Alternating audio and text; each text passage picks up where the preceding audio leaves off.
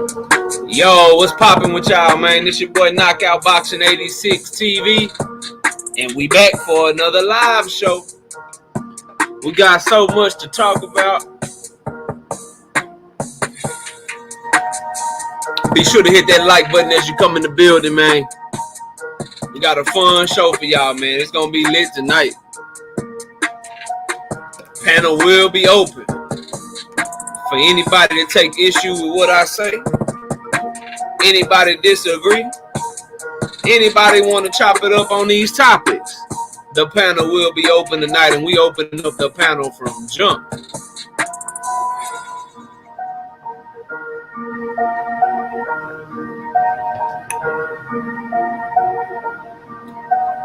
If you want to donate to the channel, the CashApp is right there. $ Knockout Boxing 86.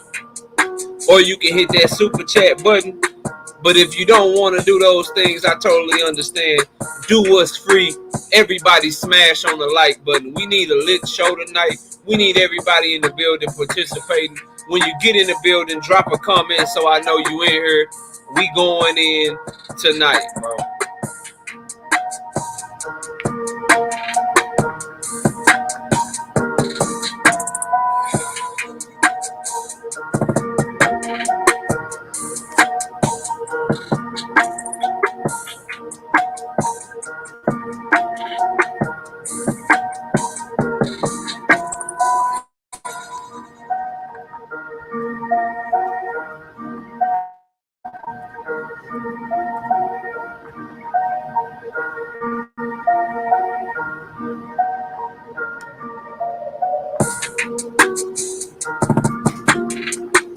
Y'all can't see me, but I'm dancing though.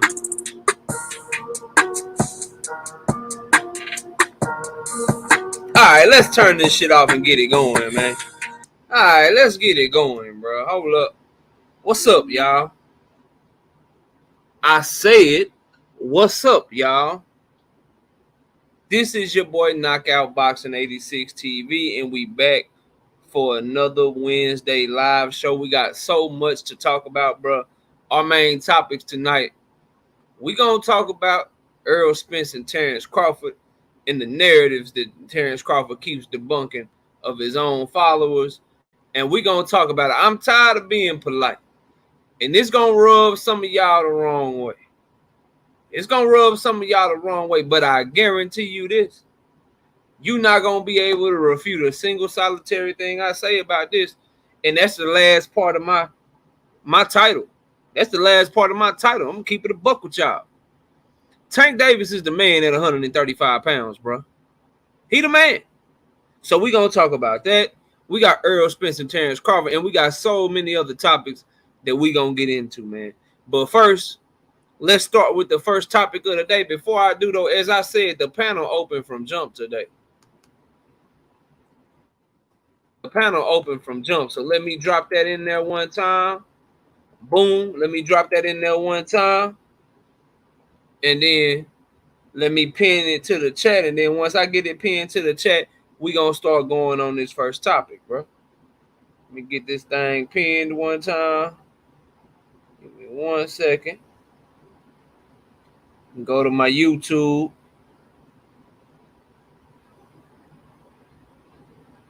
And get this thing going here. There we go. So that way I ain't got to keep dropping this link for y'all. Y'all can just click that link when you feel the need. When Knockout say something that just gets you so heated that you can't do nothing but want to respond, there go the link for all y'all, man. There go the link for every last one of y'all. You feel me? All right, let me get back to where I can read y'all comments. All right, there we go. Now we on and popping. All right, so first topic of the day, bro. I gotta talk about Adrien Broner, dog. I'm gonna play to y'all what AB did. I'm gonna play what he said, what he did, and then I'm gonna give y'all my thoughts on it. I ain't gave y'all my thoughts on it yet, bro. And again, the panel is open all night for anybody want to come up. I'm sure some people will be up later, but let me play what Adrien Broner had to say, man. And it's only going to be about a minute and a half. He was supposed to have a whole press conference He was supposed to have a whole press conference, and he just decided he was gonna walk out of it. But here you go. Get into it, and let's get into this fight. And Adrien, we'll start with you because I know for a while you've been training for this. Smash the like button, man. Smash the like button. Can you give us a word on just how training camp has been going and just your feelings on facing Omar Figueroa Jr.? I'm gonna be 100% honest with you, Brian. I ain't with none of this shit they got going on. I feel like Al Heyman and Steven Espinoza is bullshitting because why is we doing a press conference on a computer when you got guys like they don't do Floyd shit on no fucking computer when you fight a YouTuber. They don't do nobody else shit on the computer, but they want to do my shit on the computer. So that's telling me they don't give a fuck about me. So when you say fuck me, it's fuck y'all. And at the end of the day, that's what I really just came here to let y'all know. I see anybody can see it. Y'all at this point y'all bullshitting.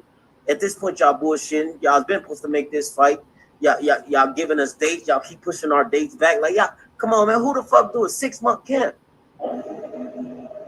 Y'all tripping. So what I'm gonna do, Brian, I'm gonna talk to you at 11 on Thursday. So what I'm gonna do is tell Omar, keep training your ass off. I'm training my ass off too. Let's go in there and put on the great performance. But I'm gonna get the fuck on up out of here and go back to sleep, y'all. Hey, Brian, I'll see you on Thursday, all right? And then he dipped off, bro. Now, he has since come back and apologized. Said he ain't got no problems with Espinoza. Said he ain't got no problems with Al Heyman. But let me tell Adrien Broner something, man. And let me tell y'all something. What Adrien Broner needs to understand, and anybody that's, I don't know anybody that is, because everybody that I deal with got good common sense. But Adrien Broner and anybody that's making excuses for him, anybody that's being an Adrien Broner apologist, let me tell him and let me tell y'all something, man. You ain't no entertaining fighter no more, bro. The thing that you do best right now ain't shit in the ring. Ain't nothing in the ring, bro. You ain't fun to watch no more. Don't nobody give you a shot against not nan elite fighter no more. Your fun, your entertainment, if you Adrien Broner, is the goddamn press conference. Yep, that's your most entertaining moment. That is what is going to keep you active in the sport of boxing. Because it ain't your skill set no more, dog. Sorry, I know some of y'all be holding out hope for AB and shit, but it ain't that no more. It's not his skill set. It's not what you think he gonna do in the ring. People watch Adrien Broner because they know he gonna be entertaining. He gonna talk a lot of shit, and the press conference is gonna be fun as hell. If he get to the point like he did in this press conference where he don't want to do the press conference and shit, if that's what he gonna be on, just walking out of press conferences and shit, then, bro, we might not see him fight after this Omar Figueroa fight. Because at the very least, bro, you ain't giving them good highlights and shit. They can't repost your shit. Why they ain't repost Giovanni Santiago versus Adrien Broner? Because Adrien Broner got his ass whooped for real, bro. And they don't want to make AB look bad. At the very least, you can give us some press conference highlights and shit, bro. At the very least. You can give us some press conference highlights so that way your shit will be fun to watch during the press conference. People will be entertained. You'll get people to buy in and shit. It'll be fun, bro. It'll be fun. But this shit that he doing, you gonna find your ass up shit creek without a pot to piss in, man. Now, again, he done came back and apologized, but he missed one of his few opportunities to entertain the fans because it's not going to be in the ring against Omar Figueroa. I don't know who I'm picking to win that fight yet, but I'm telling you this. Whatever you think AB going to do, it's going to be the opposite. It's going to be the opposite. You understand what I'm saying? So, if you Adrien Broner, man, you got to take advantage of the press conferences because that's when you shine. You don't shine in the ring no more, dog. You do not shine in the ring no more, bro. You shine talking shit. And that's sad, bro. That's sad, but it's true. So, my message to Adrien Broner, very simple message. Very simple message. Next press conference you have, I don't give a damn if that hoe is on the phone. I don't care if that hoe is on the computer. If they make you do that shit on the iPad. If they make you text your responses and you can't even talk, you got to text them hoe. Whatever they tell you to do. If you Adrien Broner, you're going to have to do that shit, bro. Because that's where you at in your career, man. So you better get in there and sell that shit. All right, man, that's the first topic. Let's see who we got in the building so far. Again, y'all, panel's open, man. We got a bunch of different topics we're going to talk about today. But let me see who we got in the building so far. Let me scroll up. Shout out to iKarma123 in the building. Thrill Hill in the building. What up, Thrill Hill? Omega Red, what's good with you? Nitty G in the building. Edmundo Gutierrez, what's up, Edmundo? Salute to you. Salute to you, brother. General Long up in this thing. What's up, PJ? Hacky Master in the building, my brother. What's up, Veronica Nawaru, coming from Nigeria, bro. Salute to you all the way from Nigeria. I appreciate you tuning in, bro. Real talk. Not me in the building. What's up with you? DP Rock up in this thing. What's up with it, DP? Let me see who. Oh, my wife is up in here. What's up, baby? Salute to you with your pretty self. BH in the building. What's up with it, BH? Salute to you. Jay Chestnut, I see you in the background. I'll let you up in a minute. You can turn your camera off if you want to. Leon Robinson, what's up, Leon? Salute to you. Salute to you. KQKC, my OG and my co-host. Well, shout out to KQKC Boxing Network. He live every day at 11 a.m. Central Time. And you can catch us live together every Sunday morning, 9 a.m. Central Standard Time. We're going to be on his platform this Sunday morning at 9 a.m. So y'all come check us out, man. Best morning show on the planet, man. If I say so myself, you understand what I'm saying? Not me, what's up with it, bro? Salute to Not Me in the building. Salute to Not Me. I think I saluted my brother, but who can't do it twice? Leon, what up, bro? Shout out to Leon in the building. Antho Lockhart, what up, Antho? Salute, homie. Same Rondo, but y'all know I beat that boy. But y'all know I beat that boy. yeah, that way. Some Rondo, what up? Some Rando, my bad. Some Rando, what up with you, bro? Salute to you, fam. Appreciate you coming through. Showing love, my bro BFTB Boxing, man. Y'all know y'all gotta go subscribe to the Grave Digger. You understand what I'm saying? Shout out to BFTB. Went in on the WBA today. He got questions and they ain't got no goddamn answers, man. Great show today, bro. Salute to you, man. He say, I think AB not gonna let his hands go and still went on point. Shit, he just did that shit, bro. Giovanni Santiago landed more punches than Adrien Broner in every single round. Facts. And they still gave the fight to Adrien Broner, bro. Giovanni Santiago, I wish they had like the NBA and shit can go to like the Elias Sports Bureau. They got some data tracker and shit where they'll ask them a random stat in the NBA and the NFL. They can go all the way back to, oh, well, this shit ain't happened since 1914 and shit. Like, I wish boxing had some shit like that, bro. Where it could be like, hey, bro, when's the last time a fighter got outlanded every round and still won the fight and it wasn't by knockout? I'm talking about a decision where the fight go the distance and the fighter that won got outlanded in every round. When's the last time that shit happened? You know what I'm saying? When's the last time that shit happened? Those are the types of things, you know what I'm saying, that I wish they could do for us in the sport of boxing because, shit, you know, that shit don't make no sense. Dominique, what's up with it, Dominique? Salute to you, bro. Salute to you in the building. Let me see who else we got in here. Bole in the building. What's up, Bole? Salute. Salute. I think, yeah, Carmen, you was one of the first ones I saluted, but salute again, bro. So I'm just trying to make sure I get everybody. Malcolm Roach, one time for Knockout the Great. I appreciate you calling me the Great, bro. I'm just trying to keep it real and talk some boxing, bro. Trying to talk some boxing, man. Let me see here. Ashley's Corner in the building. Salute to Ashley's Corner. Y'all go sub to her as well. Over there on the liquor spot doing her thing, talking her boxing. Ashley, they ain't gonna like what I got to say about Tank today. I'm tired of being nice, bro. I've been nice long enough. I'm just gonna call it like it is. Okay? Calling it like it is. If you don't like it, you don't like it. The link is there for anybody that don't like it. We gonna get to it though. Who else we got, man? That's it so far. Thank you to everybody in the building. Smash the like button. Subscribe to the channel if you're new here. And again, for anybody want to donate, we got the Cash App and the Super Chat. I appreciate that. But at the very least, y'all smash on my like button one time. Let's get Jay Chestnut up here. Jay, what's up with you, man? How you doing?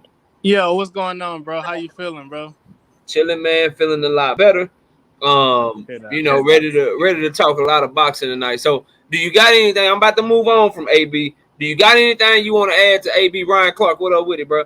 Do you got anything you want to add on the AB situation before I move on to the next topic? Nah, not really, man. I kind of feel the same as you, man. Like he I think he was just really offended low key in the moment about the internet interview and stuff, especially seeing that everybody having their physical face-to-face interviews, they get their little face off and stuff like that. I legitimately think he was just offended in the moment. He probably stopped and think about it and had second thoughts about it. So I don't have too much of a problem. What I'm going to have a problem with is if he get in this ring and do like he always do and let Omar Figueroa put pause on him for 12 rounds. You know what I'm saying? Then holler about he beat that boy. Y'all know I beat that boy. I'm like, nah, man, come on, bro. Like, give us one more good performance, bro. I'm gonna break it to you. And now actually I'm gonna be going in on Tank's behalf. So but I hate to break it to you, Jay. Maybe we need to have an intervention, something, I don't know, bro. But he like, you don't even get mad if it happened, bro. Like, cause he's not gonna punch, bro. AB is not gonna listen, okay? People always do this with AB, man. They won't believe in him so bad, Jay. He's not gonna let his hands go, Jay. That's why he need to be showing up to these press conferences, man, because that's gonna be the most entertainment that somebody like Jay, who still want to believe in him, still want AB to pull something out of him. So he need to do these press conferences because that's gonna be your most entertaining moment. He gonna talk shit. He gonna do Omar dirty in the press conference. But bro, I'm telling you right now. You threw that if in there, man. Take that if out of there, bro. It's going to happen. Ain't no if he get in there and don't let his hands go, bro. He's going to get in that ring, and he's not going to fire off on shit, bro. I'm telling you. It's a shame to see, man. It's crazy because Showtime showed the Maidana and AB fight last night, and I stayed up and watched it. Usually I wouldn't watch a fight like that over again, but I was like, man. I was like, damn, to think that one fight derailed the man's whole career, bro, because he was just never the same after that Maidana loss, bro. Never the same. That's a fact, bro. Damn. That's just who he is now, man. Shout out to my brother Glover, Boxing and More coach in the building. What up, coach? You ain't gonna like what I got to say about the 135-pound division today, coach, but I don't care, bro. But shout out to coach. I go subscribe to Glover, Boxing and More. He got his channel going. He over there cooking, dropping content on the regular. He is going to do his thing. You know what I'm saying? So y'all go subscribe to Coach. Coach might as well grab that link. Yeah, he gonna grab it. He ain't never ducked no kind of smoke, no kind of debate or nothing. Shout out to the Shadow Boxing Company and shout out to Tay. Salute to y'all. Appreciate y'all coming in. Smash that like button as you get in here. All right, bro. So next topic, man. Next topic. The WBO. The WBO, they said they tired of Demetrius Andrade bullshit, and they done reordered. For those y'all don't know, they tried to order this shit once before, and then they let Demetrius Andrade move up to 168. They let him move up to 168, and when he moved up to 168, he was supposed to fight Zach Parker. Yeah. Well, he got injured, quote unquote. He got injured. We're gonna say quote unquote. What up, OTB? The link is up there for you if you want a good brother. So now they said, you know what? Nah, forget that. We coming back and now we ordering you to fight Janabek again, bro. And this is what I'm trying to get people to understand. People like, Janabek ain't shit. Okay. Janabek is going to get his ass whooped by Demetrius Andrade. That's what people tell me, right? But I just need y'all to understand something. The WBO. And then I'll pass it to Jay and let him get in on this. The WBO, they pretty much do what Bob Arum tell them to do. D-Man Jr., what up? They do what Bob Arum tell them to do, right? And so Bob Arum, he does things based on what his matchmakers tell him to do. His matchmakers, they tell him, hey, man, this is a good matchup. Hey, man, this is a bad matchup. Hey, bro, like, we need to order this fight. Or you need to make this fight between your two top prospects. Or your contender, he's ready for this champion. Go ahead and see what you can do to get him this fight. They do that shit. In Top Rank, we for whatever you want to say about them, they got the best matchmakers in boxing, bro. And it's not even close, to be honest with y'all. The shit ain't close. So you need, your ears should perk up and you should pay attention when the WBO is ordering Janabek to get his shot against Demetrius Andrade. Your ears should perk up and you should pay attention because, number one, we know that Bob Arum and Top Rank, they love Janabek, Lomachenko, Tyson Fury. They love fighters like that. And they would not be trying to put them in the ring with somebody that they think gonna whoop their ass. So I'm here to tell y'all that the knockout, that Janabek and Demetrius Andrade is a closer fight than a lot of y'all think. And that Top Rank and ESPN and Bob Arum, they think he gonna put hands, feet, elbows, knees, toes, and everything on Demetrius Andrade, bro. Straight up and down. And I would argue, Demetrius Andrade, you know, say what you want. Did he duck Janabek? Did he not duck Janabek? I'm going to hold off on that because he was going up to 168 trying to chase a Canelo fight. But if he don't take the fight now, we got to have a serious conversation. I will tell you this, though, and this is a fact. Demetrius Andrade didn't have a single solitary problem fighting no-name fighters when it was Keebler Elfs, Keebler Luke, when it was Liam to the third, Liam Williams. He didn't have no problem fighting no-name fighters then. But when this no-name fighter that a lot of people, quote-unquote, don't know, Janabek, when his ass came calling, all of a sudden, fighting no-name fighters was beneath Demetrius Andrade. Now he moving up to 168 to go fight Zach Parker. Okay. All right. Well, the WBO is forcing him to make a decision. They said, damn what you trying to do. Damn what you trying to do with Zach Parker. If you want to go fight Zach Parker, that's cool. You're going to drop that 160-pound belt to do it. So now the ball is in Demetrius Andrade court, and we going to see what he do. Jay, you got anything on that, man? The WBO ordering Demetrius Andrade to defend against Janabek or drop his shit? I mean, I think it's rightfully so, man. I think these dudes, and if I'm being completely honest, I think the WBC need to do the same thing to Jamal Charlo, bro. 160 been stale for a while, bro. Like, it's a damn shame that in the last 12 months, the best fight we got out of 160 was Triple G versus Murata, and that was two guys, one that hadn't fought in 3 years, the other that ain't looked good since the second Canelo fight. You know what I'm saying? Like 160 just so. Oh, and real quick, Jay. I forgot to say that OTB, put your link in the chat, Coach. You know, put your link in the chat. Y'all go subscribe to these brothers, Tay, Ashley's Corner. Y'all subscribe to those sisters. Everybody put your link in the chat. If you got a channel, I'll make sure I highlight it on the screen so people can go check out your content. It's all love over here at Knockout. Y'all know how we give it up. And shout out to my brother, Mr. Shelton. Look at me when I'm talking to you, bro. What up, Mr. Shelton? Salute to you. Appreciate you coming through. Teach the Boogeyman, KG, everybody that's in the building, man. Y'all smash on that like button. Go ahead, Jay. Oh shit, yeah. But what up, Coach, man? Salute, Coach. But yeah, bro, like 160 just been stagnant for just too long, bro. It's time to get them belts in new hands, man. Like, so if Boo Boo gonna move up to chase the Canelo fight, cool, bro, do that. Like, y'all been chasing Canelo all y'all careers anyway. So you know what I'm saying? Like, you might as well do it. Like, I don't really have a problem if you fight Janabek or don't fight Janabek. Like, I don't really care. I don't know that he can beat Janabek, but I don't know that Janabek can beat him either. I think what I see happening in that fight is just Demetrius Boo Boo doing this thing for 6 rounds and then them legs getting tired. Like, I don't know how everybody else feel, but I feel like Boo Boo starting to look a little bit old. Like, he not as athletic, there's a little bit more miles on those legs, so he can't stay on that bicycle and pop and box on the outside and command the ring for 12 rounds. So that might be something that might get him in trouble against Janabek.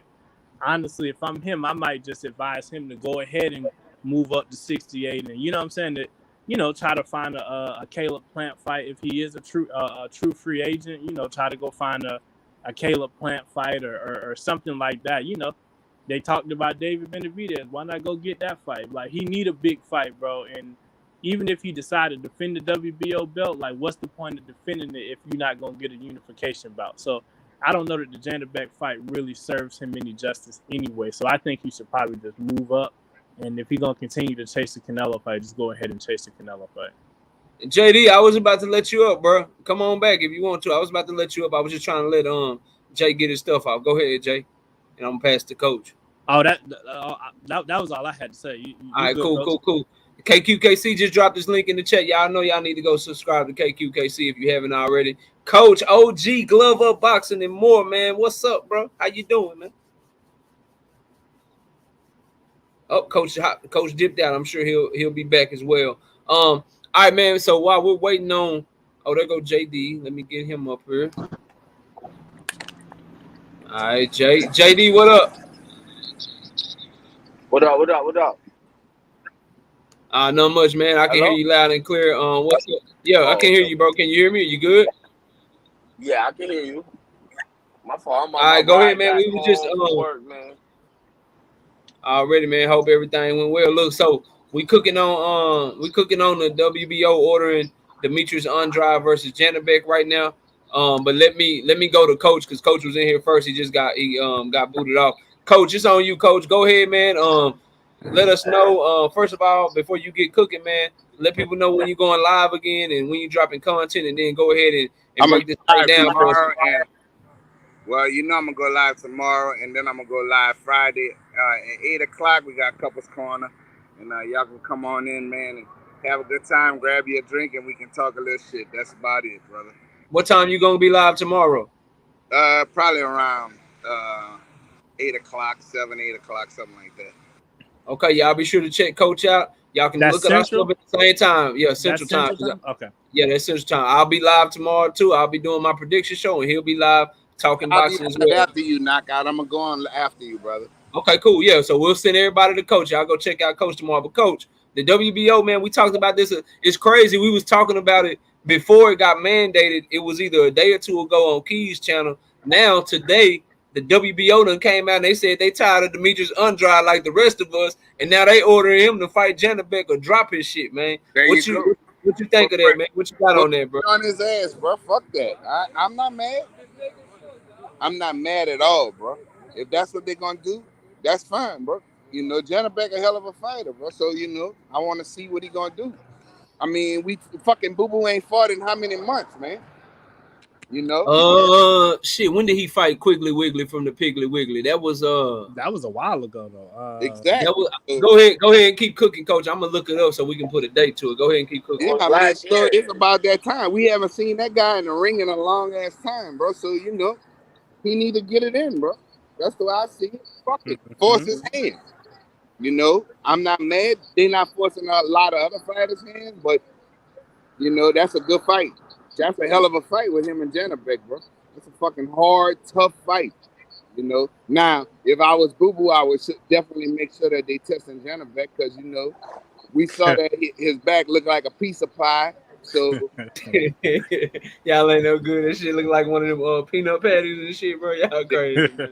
Yeah. So you know, I think that they need to. It was November, y'all, not April. It was November. He fought November 2021, so it's been almost a year. Yeah, almost a year. He been out the ring, but he been fighting. He been so active anyway. Yeah, it's a long time. So you know, I don't have a problem with it, bro, at all. Since he didn't move up to 168, right? He didn't move up to 168. He got an opportunity to fight David Benavidez if he did decide to stay up there at 168. He never had one fight at 168. The Zach Parker fight obviously fell through because he was injured. And so either he going to drop that belt or he got to fight Janabek, bro. So I don't have a problem with it, bro. At least, you know, some of the governing organizations is trying to force these fights. You know what I'm saying?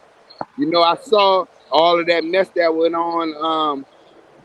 I saw that the WBA is kind of admitted that they got a whole different company. Yeah. You saw all of that paid off and shit, man. If anybody ain't checked out, bro, if y'all got time tonight, BFTB cooked on that shit thoroughly in his live stream today, and it's a good watch. It's educational. It's him, and so it's entertaining as always. But yeah, bro, the WBA, they out here bad right now, bro. They out here bad. You know, some of the you know, some people don't like Dante's Boxing Nation and all that bullshit, but I don't care about all of that stuff. I watch everybody, so he cooked on it too. So you know, that's some dirty shit, bro. It's some dirty shit, and it needs to be. That's why I always say the government needs to step in and regulate boxing, bro, because it's too much corruption. You know. Yeah, facts. It is, For bro. sure. Yep. It is, bro. But yeah, so you with the Demetrius Andrade. JD, what you got on the WBO order and Demetrius Andrade to fight Janabek, man? What you got on there, bro? Man, about fucking time.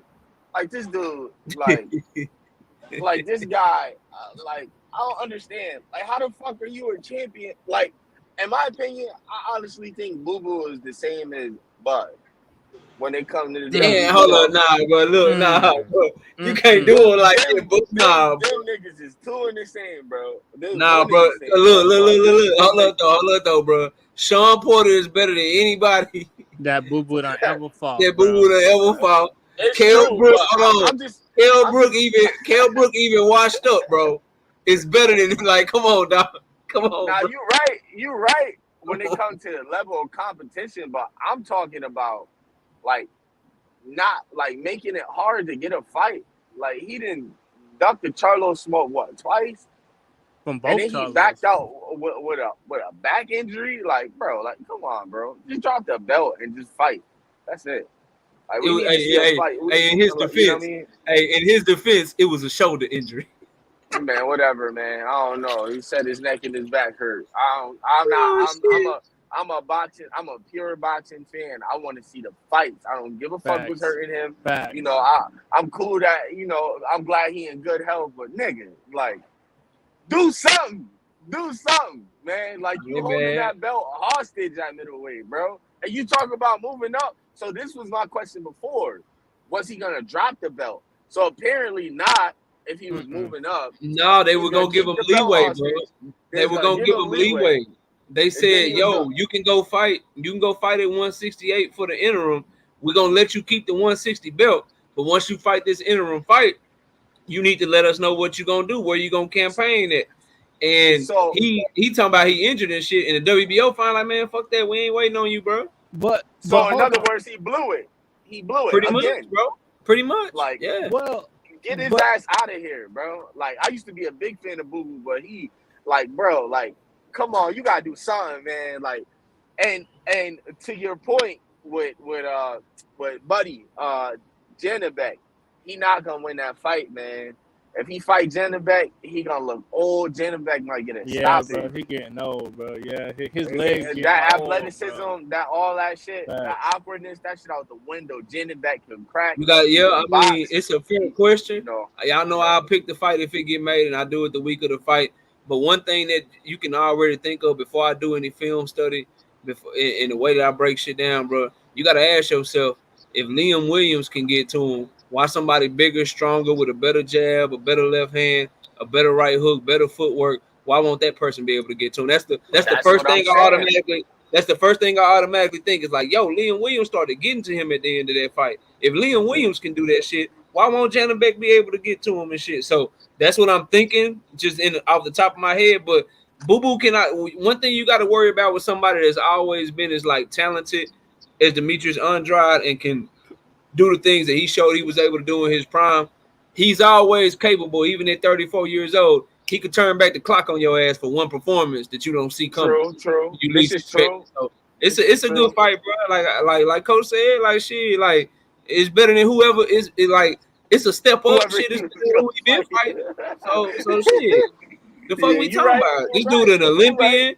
He in his prime and shit. He's strong. He undefeated. He actually on his way up and confident. And he the only one that I've seen Boo Boo fight that was calling for the fight and actually acting like he won't beat Boo Boo ass. All them other dudes, Quigley Wigglies and Liam and Luke and Skywalker and all them motherfucking man, they wasn't trying to really beat him for real. They was in that hole just happy to be there, bro. So at least he gonna show up and try to fight. I'm not gonna lie, I was impressed how he got rid of Quigley. That was impressive. But when he, like, you dropped Luke Williams and it took you a little bit longer for you to even figure him out, and he didn't get him out of there. Well, you know? To be honest though, we saw Chris Eubank Jr. knock Liam Williams down like 6-7 times. 4, 5 yeah, bro, he knocked. That's the other thing. You look at how competitive Liam Williams was, and then nobody thinks the world of Chris Eubanks. Chris Eubanks made Leon Williams look like hot garbage, bro. And Chris Eubanks didn't even look good in that fight, bro.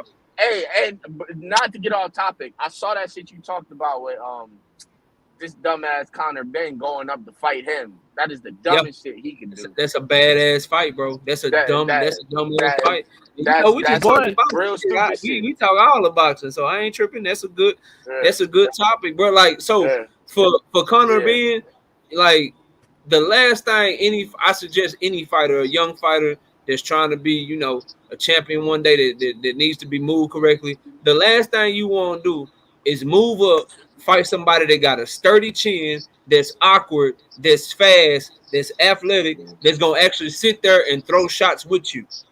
And that's exactly what they putting Conor Benn in there with, bro. That shit, it could end bad for him, homie. It could end real bad for him because you say what you want, but that motherfucker athletic, he awkward, and he is going to punch with you. You're not going. Conor Benn is not gonna be doing that shit where he coming forward, punching at a motherfucker behind a high guard. No, when he punch, Eubank's gonna be letting his hands go too.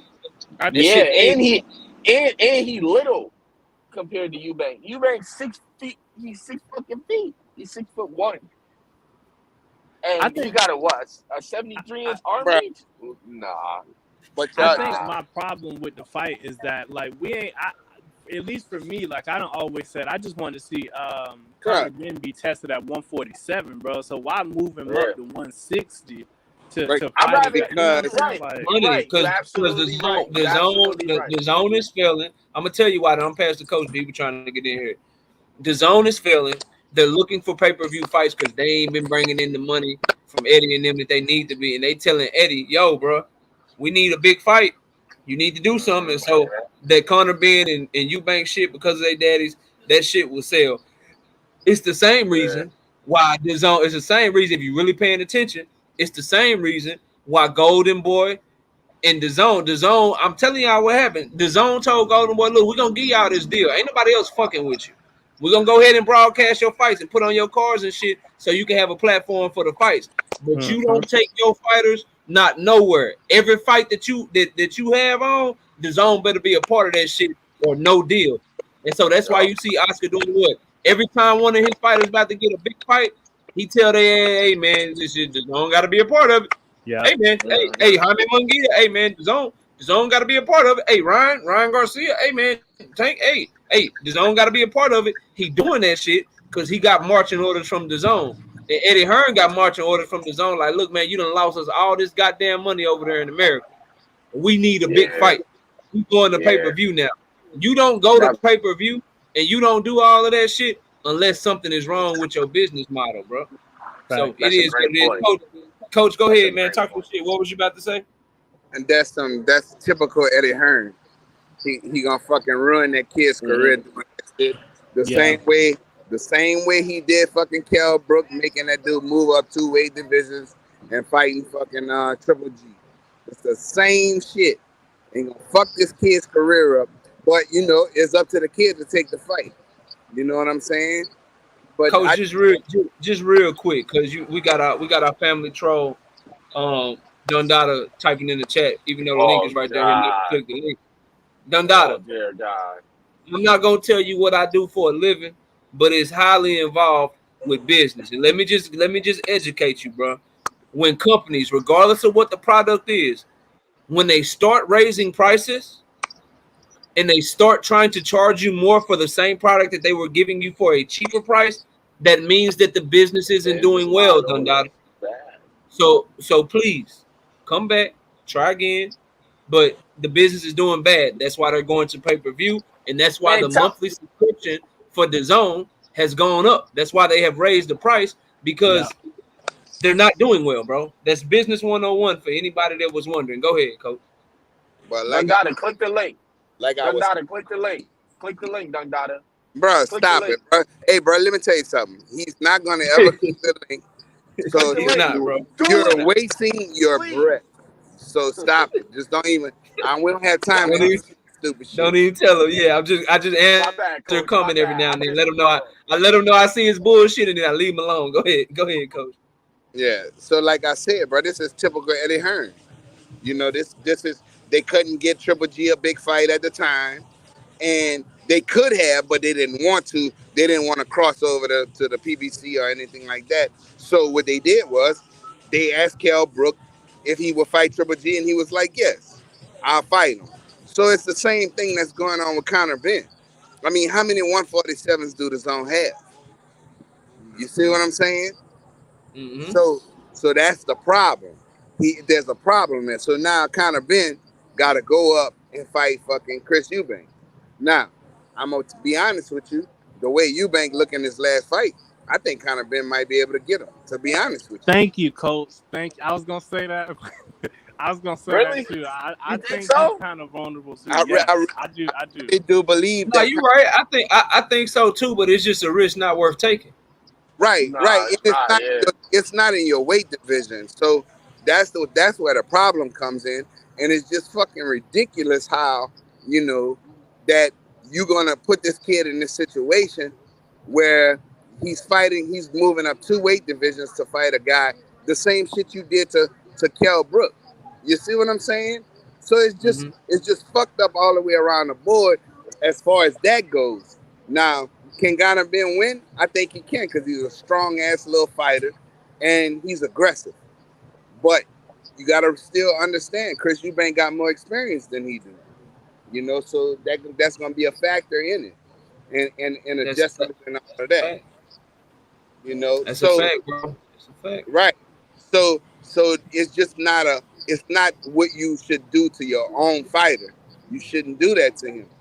And, even though your fighter could have all the heart in the world, because Kell Brook had heart. He was like, fuck it, I'll fight him. You know what I'm saying? But you just don't do that. You don't put your fighter in a situation outside of his weight class, going up multiple weight divisions and being in this situation. But that's typical Eddie Hearn. So people ought to fucking take heed to the fucking lesson when they talking about signing with these promoters and see their past history. So that's all I got. That's all I got on that, bro.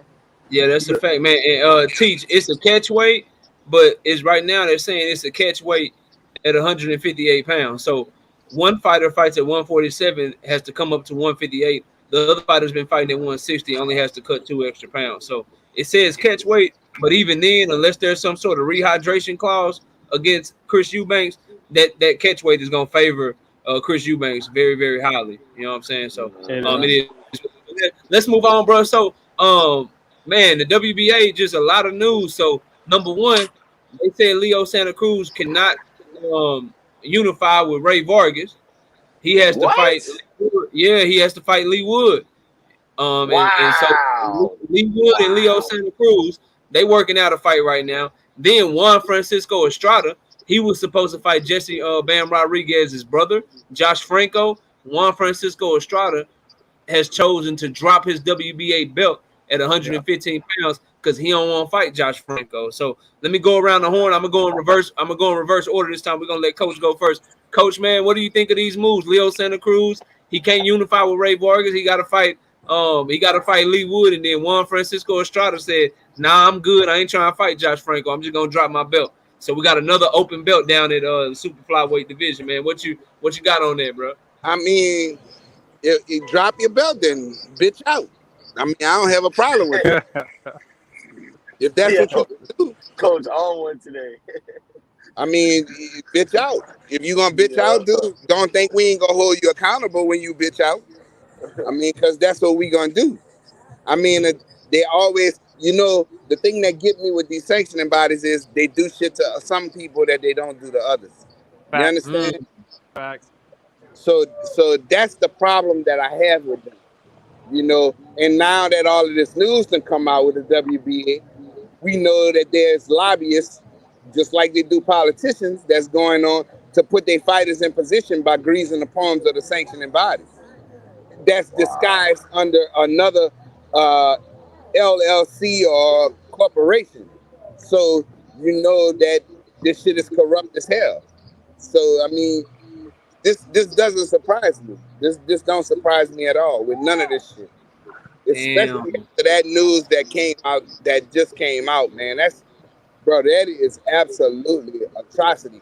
But the thing is, we need, just like I've been saying for months, knockout, and you have heard me say this, we need a billionaire, like somebody who really got a lot of money to come in and clean this sport up.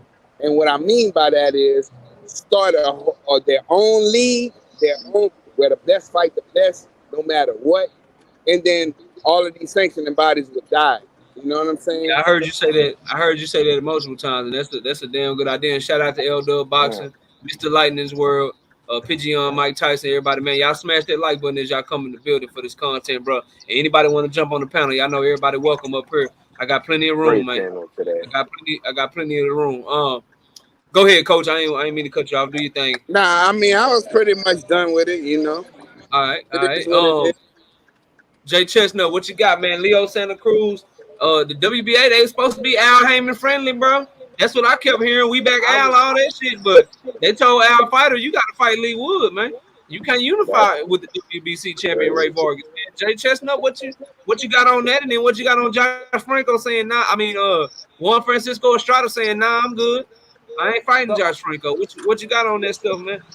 Okay, so what I'm getting is the goal of the WBA is to get rid of all the belts. Is that why they making Santa Cruz fight Lee Wood? Because Lee Wood got a secondary title right down there. Right? Look, that's why they done came out with a lot of shit, right? They ordered him.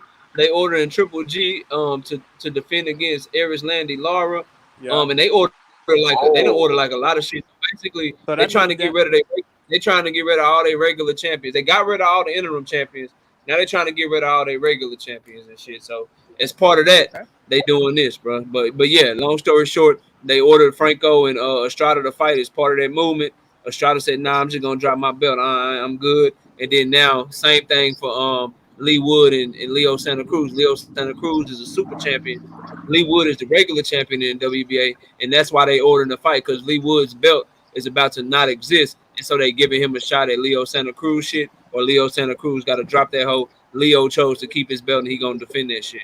So what you got on that, bro? Yeah, I like that fight. The 115 belt, like whatever. Like Coach said, if he gonna bitch out. Oh, you don't follow 115 like that, bro? Not like that. Nope, not like that. Look, man, let me tell you something, bro. Everybody in the chat who don't, bro, you gotta follow them lower weight classes, bro. Them hoes, listen, they shit be popping off. Most of they fighters. That's what. That's where Benn fight at right now, bro. I just saw him fight. I was impressed with him. I was like, most of they top fighters down there at 115, 112. They all fight each other, bro. They all fight each other, and the fights be highly entertaining. And I don't know how long you've been following the channel, but I've been telling y'all Bam Rodriguez was a truth about 9 months. But you know what? Man. What's up? What up, Coach? The thing about see the reason why they fight each other at that weight is because there's not a lot of them. Right. You see what I'm saying? At the lower weights, when you're down to 115, they don't really have a choice to fight each other because you don't have a lot of fighters that can fucking make 115. Just think about the last time he was 115 pounds. Shit, my son 115 pounds. And don't doubt it, quit lying, bro. You control all you want to, bro, but quit lying. You ain't put me on Bam Rodriguez, dog. There ain't a single fighter that's fighting that you done put me on, bro. Stop that shit, man. Stop that shit, bro. Bro, why go in that motherfucking crazy ass? Man, I read everybody comment. I just want them to know I see him. Jay Chestnut, go ahead, man. You didn't give your thoughts, man. What you got on there? We kind of got sidetracked a little bit, man. What you got on the Leo Santa Cruz and the Estrada shit, man? I mean, like I said, I don't follow 115 that heavily, but I like that Leo Santa Cruz fight. But if I'm not mistaken, ain't it been a couple years since Leo Santa Cruz fought at 126 though? So like, can he even make that cut still? Like I would be very worried, and I'm not gonna lie. Like early on, thinking about that fight, man, I would probably favor Lee Wood because he ain't cut that extra weight in some time, and I think it's real hard for your body to get back down to a weight after you ain't been there for some time. You know what I'm saying? That's a good point. Yeah. So, like I would definitely favor Lee Wood right now, obviously. But like I like that the WBA getting rid of them belts. And I'm gonna say this because I know we're gonna get into it later. So that must mean Devin Haney on that clock too, because if I'm not mistaken, Tank Davis got a WBA regular belt at 135 too. So that means somebody has on the clock, man. Shit, they need to negotiate that shit, man. Yes, What sir. you mean? What you mean he on Need the to clock? negotiate that shit, bro. Because if they mandate, He gonna get all the super mandated to fight champions to Tank. You fight know the what he regular mean, champ, you coach? know what What it you means. mean? What he Wait a mean? minute. Wait a minute. He gonna get Devin, mandated wait to a fight minute. Tank, and we gonna Wait find a out if he minute. really want that shit. Wait Or a he just minute. gonna continue to Devin wants clout that fight chase off right the now, so we man. gonna stop that bullshit. We gonna stop the Tank bullshit. gonna We stop gonna him. we Tank gonna gonna see stop him. we He gonna gonna see outbox him. we Stop gonna him. see Watch. if he really want the fighter. He just gonna keep clout chasing the man at the lightweight division. Dog, Yeah, now you know. we gonna Hold on. talk about it. Hold on. When Yeah. has Devin ever clout chased? Just go ahead. I want. I don't know. Did you see Bill? I don't Not know. ever. I don't know. Not ever. It could have been the Right time. now, Hey, I don't know, told you coach. yesterday I there don't was a know, big. coach. I already It told you could have been the yesterday, time. knockout. There was a big announcement that Tank is fighting Hucklebuck, That's the cool. cab driver That's from cool. You asked me a question. That's cool. You asked me a question. from You Mexico. funny. You got good stand-up skills. But let me answer your question. I don't know when Devin Haney clout chased. Never. It could have been the time. It could have been the time when his daddy went on the BFTB saying that they would step in for Tank Davis on like October the 30th or the 31st. It was Halloween or some shit. But then November the 2nd, his fight with JoJo Diaz got announced. I don't know. It could have been that time. Or it could have been the time when he called out Tank Davis and Bill Haney said, we'll make the fight with Tank Davis. All we got to do, we're going to move up to 140. We're going to drop all our belts. We're going to fight Tank Davis. And then George Kambosos got a goddamn rematch clause in a contractually obligated fight. I don't know when he clout chased him, coach. Well, you know what? This is what I do know, knockout. I know one thing. None of these motherfucking guys, and we know it for a fact, is trying to become the undisputed lightweight champion of the world. We know that for a fact. And because you know why? Because we even heard. Hold on, wait. Hold on, let me finish. Go ahead, we heard out of his own people's mouth. Leave Tank alone. Don't let Tank go and do what Tank's gonna do. Floyd ain't his people no more. Those fights. Well, Leonard Ellis did say that. Those fights. Hold on. Those fights that the fans think is big is not really big. So you know, Leonard said that shit months ago. What? Talking about right now. It just happened. But it's cool, coach. I'm not. We gonna get there. We gonna get there, and we gonna go at it. We gonna go back and forth. We gonna get there. Let's all get good. Long as your man fight somebody that's credible in his next fight, I ain't got no problem. Listen, just like I told you before, I think that Tank is a fucking very good fighter. But you sit here and you keep on fucking. You been in the game or been with Floyd since for fucking what? He 28 now or 27? He'll be 28. He'll be 28 in November. You might well say. Okay, so yeah, he same money as me. He gonna be 20. He gonna be in the game 6 years as far as under Floyd Mayweather, and you still haven't fucking achieved the things that Devin Haney has achieved as far as trying to fucking become the undisputed champion of the world. Now, I mean, that's cool. That's cool. My He's thing still is the man this. in lightweight though. That's cool. My thing is this. Only thing I'm saying is, and we done said this shit for the last for years. Look, we want to see Tank Davis fight the best fighters that's possibly available because everybody want to fight Tank, and we know this shit, right? I don't know if everybody want to fight Tank. They say they do. Everybody But don't want to fight Tank. I don't know if everybody want to fight him. They say they do. So be honest, knockout. So be honest, knockout. You think? So the only honest, one I take serious is Devin Haney. I think he really do want to fight Tank. Everybody else, I got major questions, bro. Exactly. Now that's fine. And but you can wanna fight him. But here's the thing, coach. This is where we disagree. You can wanna fight him, but know that fight's not next, and clout chase to make your fight bigger. Both things can be true, coach. But you act like this just started. But wait, you act like this just started, dog. This ain't just start just now. No, it didn't just start. He been clout chasing Tank, knowing that shit wasn't coming up. He clout chasing. The undisputed champion of the world is clout chasing. Really? Yeah, because George Kambosos did it when he was unified. So we gonna go through this again. So when Ali called out listing, he was clout chasing. No, that's what y'all see. I don't understand this new age shit. I don't understand it. Because He you called want out a listening. fight that He you called want to out fight. listening. I'm trying to teach you old school. He called out listening. No, you can't teach And me, he- brother. And he Go and he ahead. fought. I can't teach you like wisdom and shit. I'm talking about clout chasing, man, because you don't understand the new shit. I'm trying to teach you the new shit, OG. Okay. I'm trying to teach you the new shit. Well, teach Clout me the new. chasing is when you call a fighter out, right? And you say you want to fight a fighter, but you know for a fact you got some other shit going on. So if I say I want to debate Coach, I want to debate glove up boxing, I'm debating his ass. But I know for a fact, and I want to debate him tomorrow at 7:30. But I know for a fact that tomorrow at 7:30, I got another debate with JD. I just clout chase Coach to make my shit bigger, bro. That's what clout chasing is. Coach will be back. He ain't running off. He ain't never run from no smoke. I don't want nobody to think Coach is going nowhere. Coach will be back. But Jay Chestnut, you did this shit. I'm blaming you, bro. I'm blaming you. You did this. You started this shit because you told my OG. You said that Devin Haney is on the clock. And But Devin on the clock. But Devin on the clock though. He is on the clock though. Talk about Lee Wood. Talk about Lee Wood and Leo Santa Cruz and what you think of that fight. I'm gonna talk about that. We're gonna do some Earl Spence and some Terence Crawford. Then we're gonna get back to the Tank Davis talk. Because we keep doing this shit, we ain't gonna get to no other topics, bro. All right, bet. No, but like I said, man, I think it's a good fight. I don't like the fact that Leo gonna defend. I would have, if I was Leo, I probably would have dropped that belt, or I would have advised Leo to drop that belt because he got a belt at 130 as well, if I'm not mistaken. So, like, I don't like him going back to 26 after not fighting there for a minute. And and like I said, I favor Lee Wood in that fight with knowing that Leo's gonna have to suck down and get back to 26. But that's all I got on that one. Already, and shout out to Michael Garner with the $5 in super chat. He said, yeah, he won all the belts and going on YouTube to a calling Tank name, knowing he fighting Kambosos next. I appreciate the super chat, but I appreciate the facts even more, Michael. Shout out to Michael.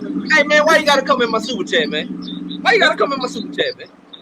This is what y'all don't get though. What y'all don't get is this. Devin Haney was the WBC champion before he became undisputed. Why Tank Davis didn't want to fight him and become the WBC champion? It was hella hard for Devin to even get fucking fights with people. Come on, man. Because he was at the zone. Because he was at the zone, and yeah, he was on the nobody wants to zone, work man. with Eddie Hearn. Nobody wants to work. Why you think the same reason that Kambosos, the same reason Devin Haney had to go fight Kambosos? So now, if they make this fucking DAZN fight next with Ryan Garcia, then what's gonna be the excuse then? Because you saying that because he was with DAZN. Right? Hold on. So now, if he make this Ryan Garcia fight and he's with DAZN, because he's still under Al Haymon, regardless, right? Mm-hmm. He not even if he's not with TMT, he's still with Al Haymon. So now, if he make this fight now with Ryan Garcia, who's with DAZN, then what's gonna be the excuse then? There is no excuse. You're not gonna like Devin Haney was a WBC. You're not gonna like the answer. You're not gonna like the answer, but the answer is very. The answer is very simple. Hold on, JD. The answer. Hold on, JD. The answer is very simple, Coach, and you ain't gonna like the answer, bro. Gervonta Davis versus Ryan Garcia is a bigger fight. It's a bigger fight. That's opinion. No, like the fan bases. That is opinion because Ryan Garcia numbers in this last fight. Now, Ryan Garcia numbers in this last fight was shitwater. Straight up. Coach, they said he just did 11,000 at his last gate. Bro, that's shitwater. Dog, that's shitwater. Stop it. That's shitwater. You don't know that. You realize that's more than any live gate Devin Haney did. Kambosos had a whole country behind him in Kambosos' home country. That's bigger than we can go back. Hold on. We can go back over Devin's numbers compared to fucking Ryan Garcia. Go back over his numbers. Tank and Devin have the same. Tank and Devin have the same fan base. Ryan Garcia has a completely different fan base than them, bro. Like Devin Haney, I'm not gonna put that charge. I'm not gonna put that charge on fucking. I'm not gonna. We don't know who. We don't know that. You might have fighters. There are people from other nationalities and all that shit that like Devin Haney. So we not gonna. That's not facts. That's all opinion. That's all opinion. Okay. I'm just look, telling you in the sport Look in the at the sport of numbers boxing. that Devin doing. Look Ryan at the numbers that Ryan Garcia running around this hole with a Gatorade commercial, coach. He got a fan base Devin Haney don't got, bro. Like, it just is what it is. He ain't better than Devin Haney. He can't hold Devin Haney jock straight in the ring. he has a hell of a he got a fan base. Listen, he has a fan base for Instagram. He don't have a fan base for hey bro. I agree with that though. I don't think those Instagram followers is translating to his numbers, bro. If Devin and Tank is such a big problem, right? Because they're on opposite sides of the street. Why the fuck, since you say, coach, listen, that you Ryan can was get on he got an why Instagram he fan didn't fight base. Devin? But that shit does Why not he fucking fight Devin? They on the same side of the street. Why did he not fight Devin? What? Who? That's why Devin didn't fight Ryan. Oh, because Ryan didn't want to fight. Ryan ducked the shit out of Devin. He became the interim. Ryan was the fucking mandatory, and he wouldn't fight him. Cloud chasing Tank too, right? So he wouldn't fight. I mean, I feel like everybody be saying Tank Lady, bro.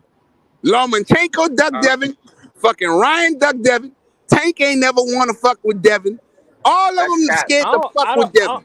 I don't know if that's true, coach. I just think Devin was on the other side with the zone. I didn't say Tank ducked Devin. What I said was Tank didn't want no parts of Devin. He didn't want to fucking pursue that fight. I didn't say he ducked him. Okay, well, prove it then. Go ahead, prove it. I'm sitting here. But prove it. Lomachenko ducked him. That is a fact. Yeah, Ryan Garcia ducked him. That is a fact. Ryan Garcia ducked him. I agree with those. I mean, Tank has never been in a position like Lomachenko. Bullshit. He's Ryan Tank Garcia. Davis. He's the money fucking fighter, dude. He's the money man at 135. From a business aspect, he's not in the same shoes as Ryan or Lomachenko. He was never a mandatory. I didn't say Tank ducked Devin. What I said was Tank you don't want to fuck with him. How he did. If he's not over there. Floyd Mayweather been his fucking manager, right? Floyd Mayweather been his promoter. They said it out their own fucking mouth, bro. So I believe when people tell me something until they fucking show me that they lied. He said we're gonna see in a couple of weeks when the WBA mandated and what Devin do. That's what we're gonna see. Keep that. Boy, Devin ain't gonna fucking fight him. They're not gonna mandate it no time soon, bro. Because they know when Devin they do get mandated, it's gonna get mandated. I mean, Devin is contractually. The WBC mandated fucking Ryan. And guess what? Ryan didn't fight him. But the WBA, they can mandate what they want. The only thing gonna happen is Tank Davis gonna drop that fucking belt because he's not getting in the ring with Devin Haney. Why do you believe Tank won't get in the ring with Devin? Because bro, he's been in the fucking in the division for so many years. What do y'all like? I just be listening, bro, and I be like baffled and shit. Like, what has Devin showed that would make somebody like Tank be scared to get in the ring with him, bro? Like literally, Cambosos is like just chomping at the bit to get his ass outboxed again because he ain't scared to get in the ring. Ain't nobody scared to get in the ring with Devin but Ryan, and I give you Loma, bro. But Tank ain't scared to get in the ring with him, bro. Bro, you are saying this. Hold on. This is what get me. You are saying this, right? Well, you are saying this, but that's all your opinion, and the reason it's your opinion. What shows that Tank want anything to do with Devin Haney? Nothing. Here's what shows it. Here's what shows it, Coach. Yes. He has done the exact same thing that Devin Haney has done. At the end of the day, we take their names out of it. I'm gonna show you. We take their names out of it. We stop talking all the bullshit. This is what both of these fighters have done. They both have said, I want to fight you. Both of them have told each other, I want to fight you, and neither one of them sent no paperwork. So why is it and how is it that one fighter is just so serious and we supposed to take him serious and he want all this smoke, he running down on everybody, and he ain't did shit but the exact same shit that the other fighter did? Devin ain't scared to get in the ring with Tank, and Tank ain't scared to get in the ring with Devin. Y'all need to stop that bullshit, bro. Okay. Y'all need to stop that. Okay. I don't know. I don't know what I don't know. I don't know. Just like I told y'all the other day, I don't know if I'm in fucking Bizarro world or what fucking planet I'm on because the shit has changed from when the fuck I was coming up.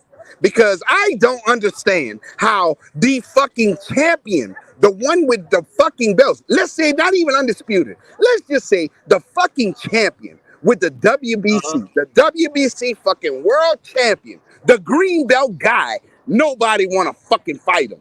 Tank want to keep fighting fucking Joe Schmo, the fucking cripple. Same. You want to? It's the Come same on, bro. reason.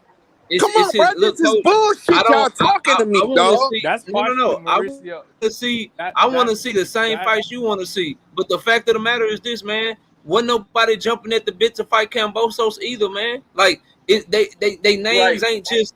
They names ain't just holding weight. Bro. Loma had to fight and turned that bitch down and stayed in the Ukraine. Tank Davis said, man, you can keep them belts. I beat your ass, though. Ryan Garcia wasn't calling for him. Wasn't nobody calling for Kambosos either, bro. It ain't that they ducking these dudes. Hold on. Names ain't holding weight like that, bro. Hold on. Before Kambosos got them motherfucking belts, let's go. Let this shit ain't just start. Y'all act like this shit just started. Before Kambosos got them fucking belts, right? Tank wasn't trying to come for. Devin was the WBC champion. Teofimo had belts and Lomachenko had fucking belts, right? Tank wasn't trying to fight none of them dudes, bro. None of them. What was them guys trying to fight Tank though? That's what I'm trying to understand. Devin been trying to fight Tank. Devin been trying to fight Loma, and Devin been trying to fight Teofimo. Did Devin send the contract? Why is Tank the only one that's at fault here?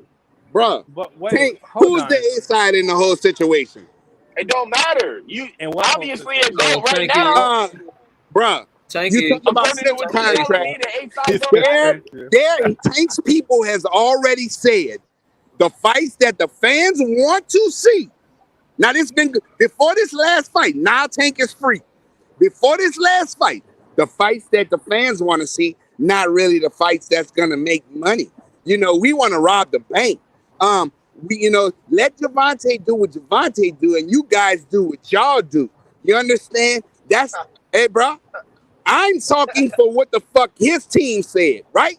Hey, look, That I is think you're what taking his that out team of said. context. No, I ain't think taking you're out taking that out of context. So in other words, you calling me retarded? No. So you calling me retarded, and I don't know what the fuck. Come on, bro. I didn't say that. I didn't say that. I never tell you don't know what the fuck you talking about. I never say that. Come on, bro. I'm not taking shit out of However, context. I will tell you what the wool is that's being pulled over our or your eyes. Tank is fighting for money against anybody because network.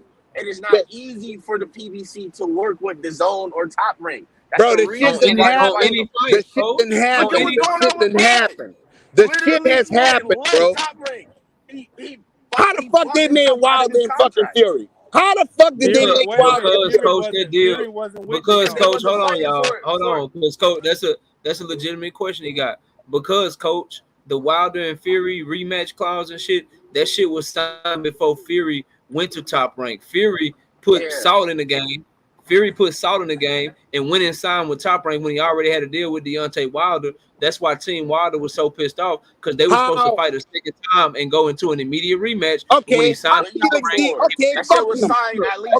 them. How Felix Diaz fought Terence Crawford? Go ahead, I'll wait. Because I'm gonna tell you that too.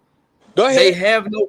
I got you, Coach. They have no issue with somebody like Felix Diaz going over because Felix Diaz is no risk. He ain't making them no money. He's a second tier fighter. If he can go over there and get a belt for them, then cool. But these promotional companies, when it come to Top Rank with Terence Crawford or Tyson Fury, or when it come to PBC with Earl Spence and Tank Davis, they not sending their people across the street, bro.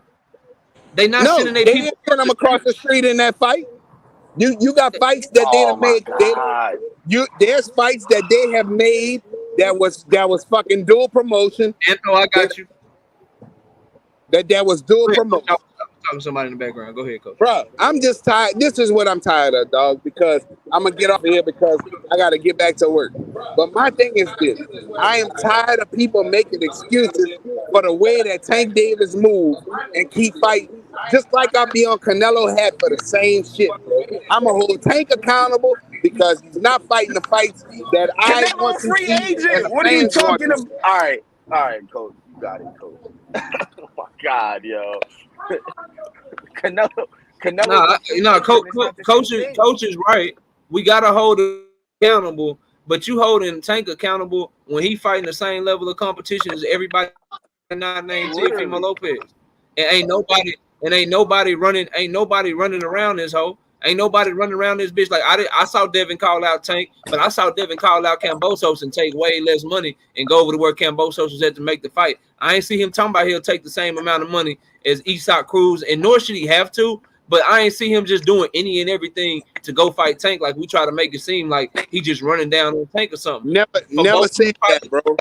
Both of these fighters called each other out. Neither one of them sent no paperwork, man. They both saying they want to fight. If anybody ducking, it got to be both of them ducking because they both doing the same shit right now, bro. Knockout.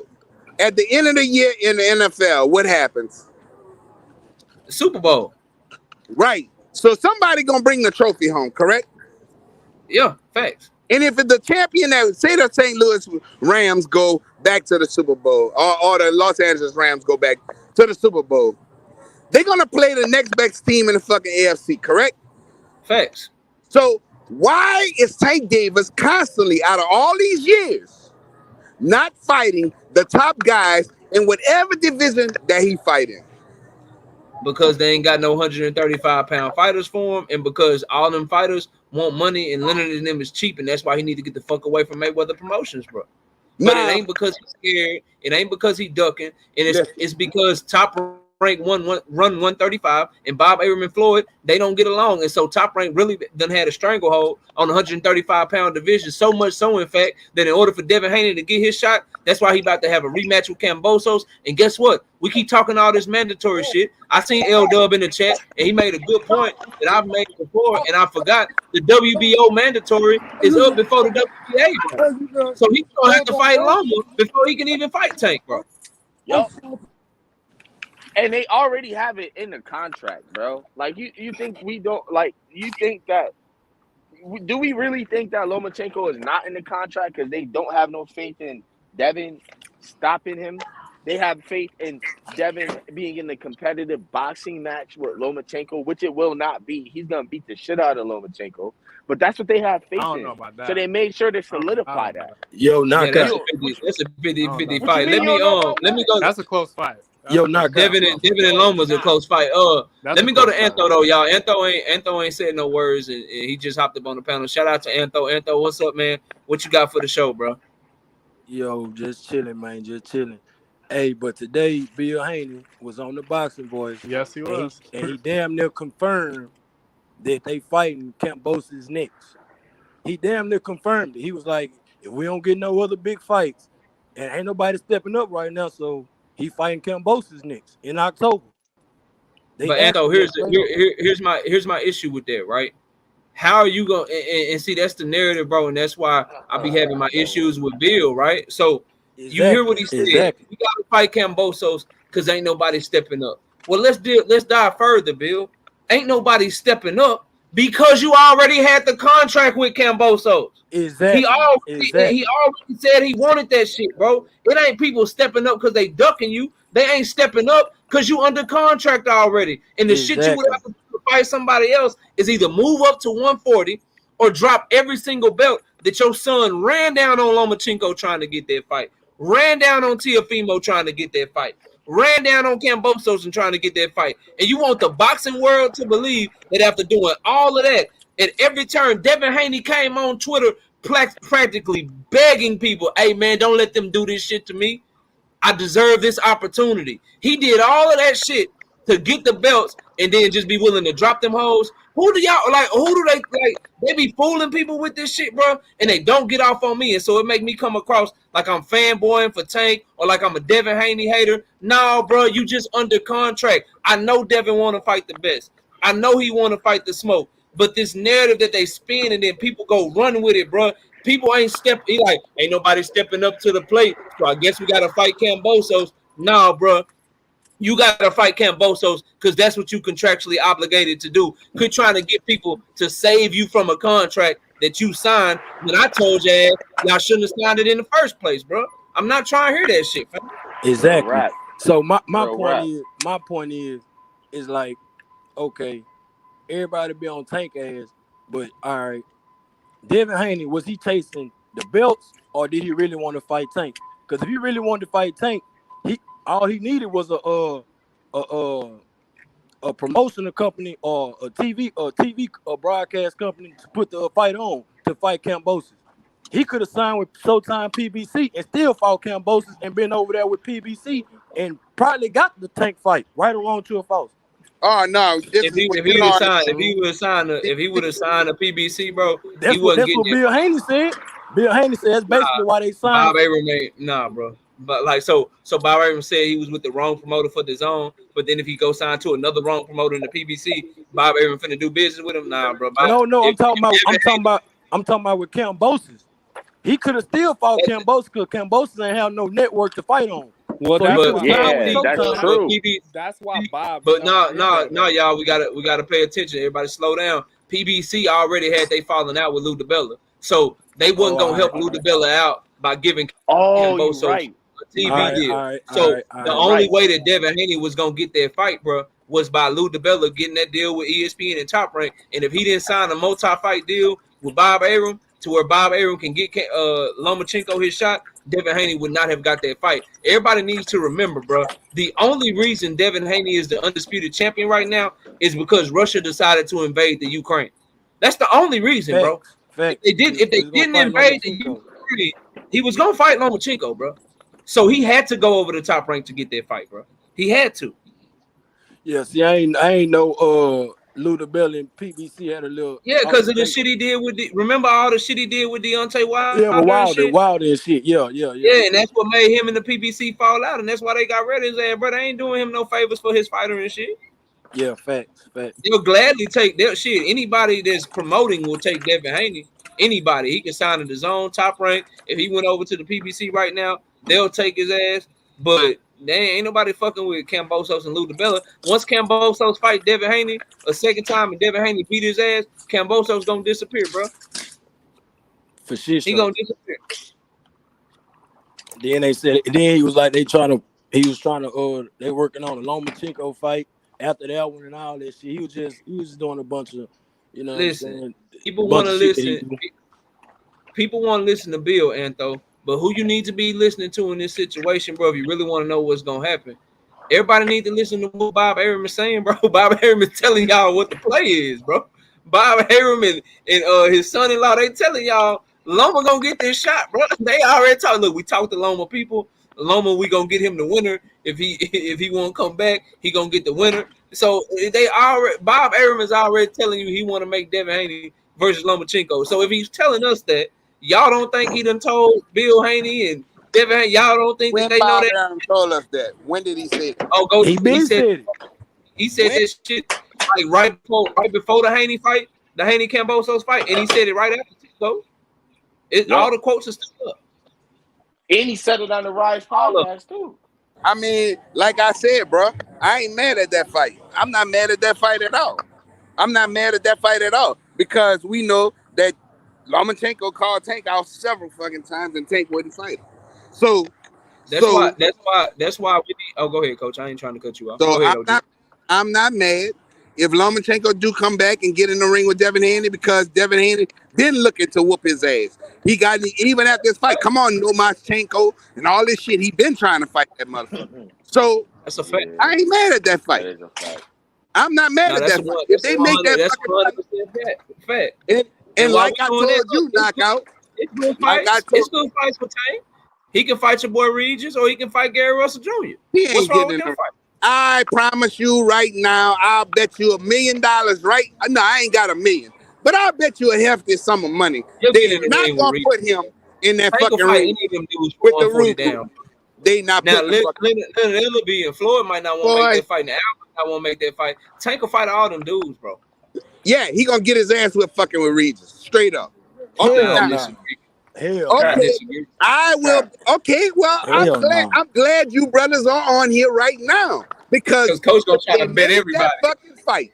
If they make that fight, I got 1,000 for each one of you guys, and we can make the fucking fight. And you can bet that shit. For you, and I'm going. Okay, well, I tell y'all what. Nah, fuck that. Or whatever y'all want to bet. If you can't afford that, that's fine with me. It could be a fucking quarter. I don't give a fuck. He just want to take some money. I got fucking Regis program fucking Tank up. Straight up. Coach Straight Shorty up. better a dime, a nickel, all that shit. Look, man, I got more realistically though, bro.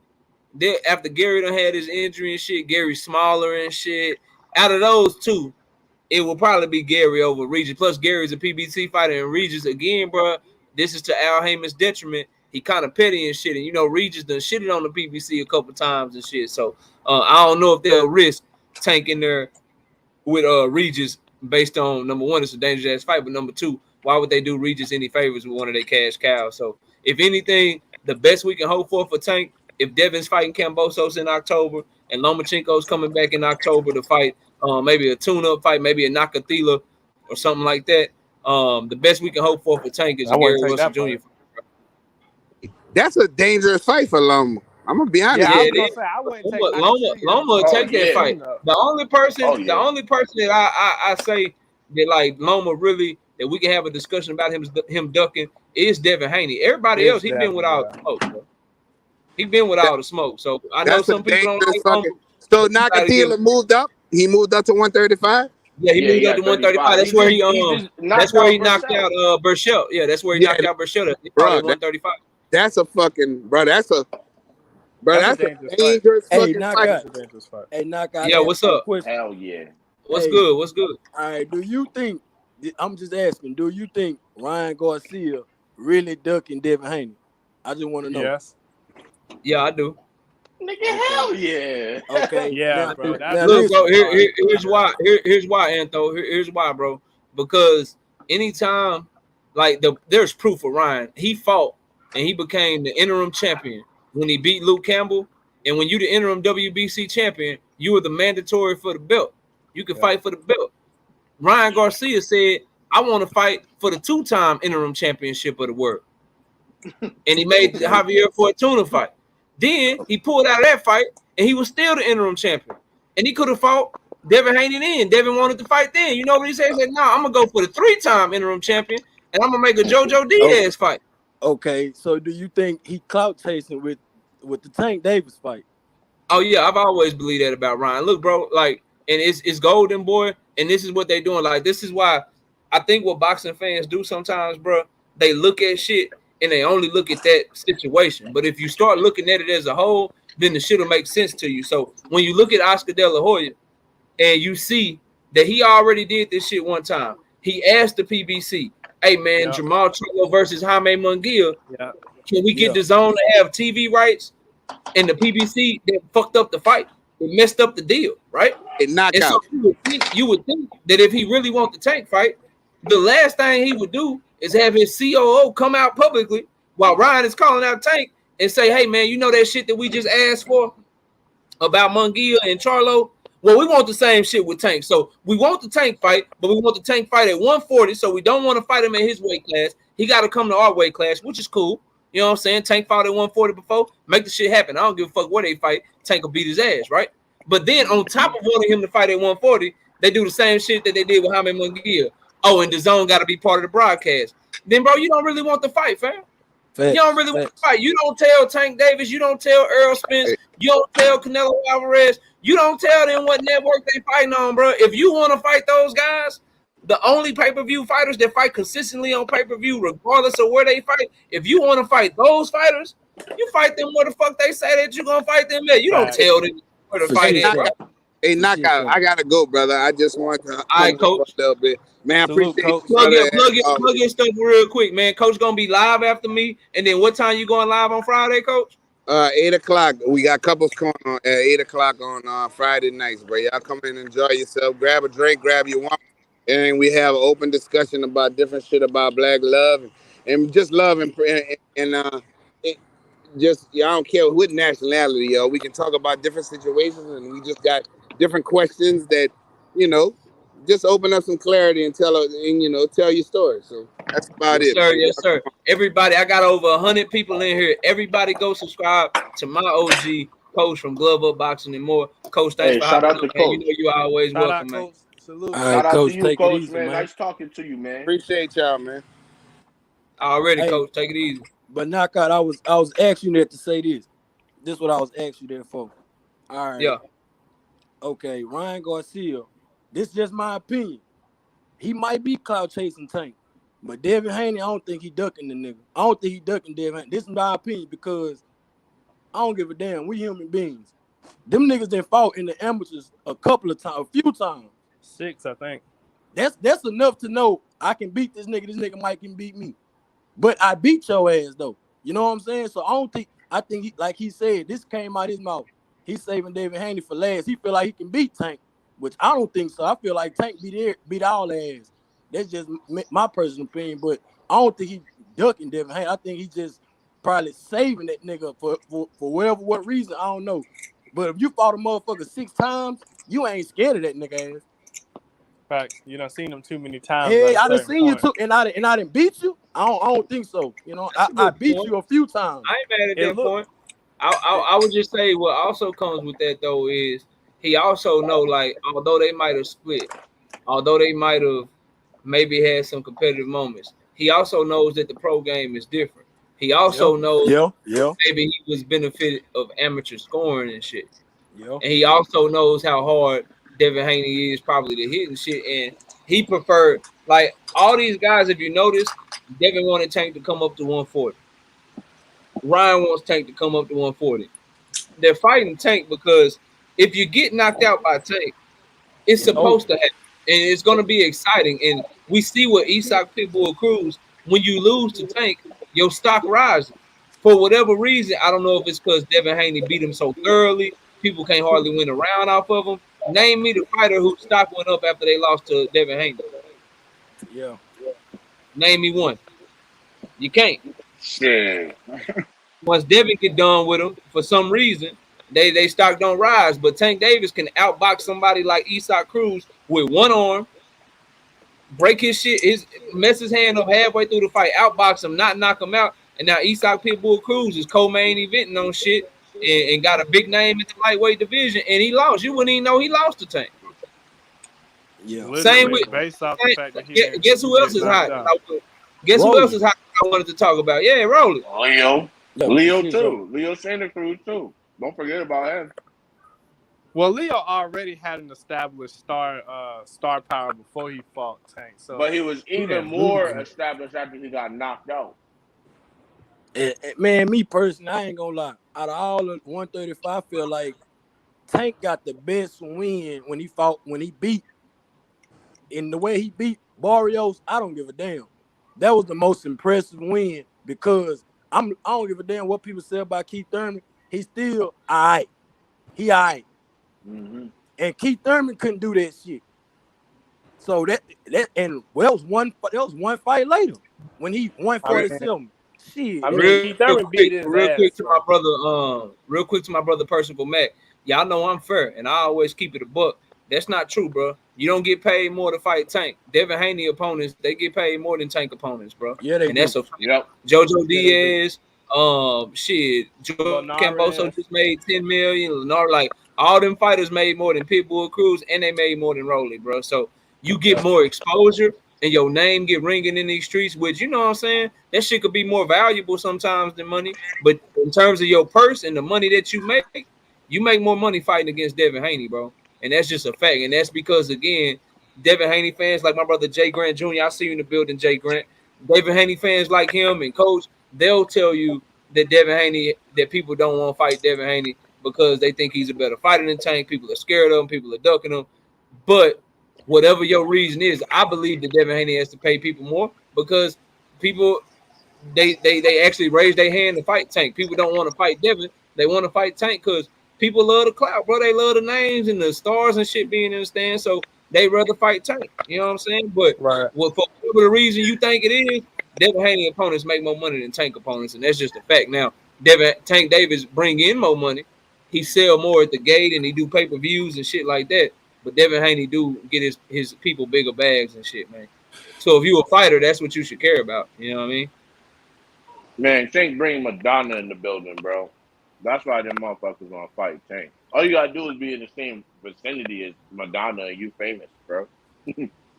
But knockout, but we all know, man, knockout sell in boxing, bro. That's why Deontay Wilder, you know what I'm saying? Before Hell yeah. debacles against Tyson Fury, bro. That's why, Deontay Wilder literally is a real case study, bro. People didn't really even know Deontay Wilder when he beat Romain Stavern back in 2008. Yeah, 2008, that's you know true. what I'm saying?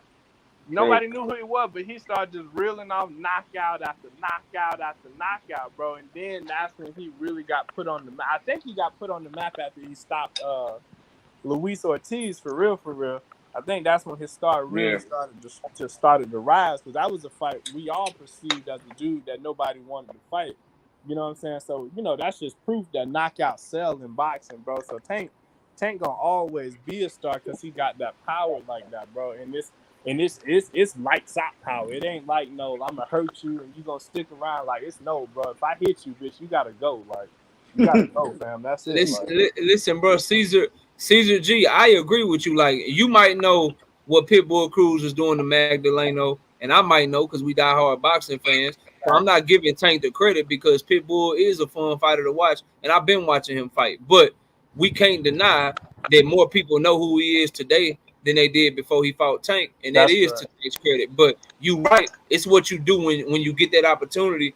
Do you run with it? And Pitbull Cruz showed to be durable. He put up a better fight than people thought. He took some of Tank's power shots that no one thought he could take, and as a result, he's now a bigger star. But yeah, he can fight his ass off too.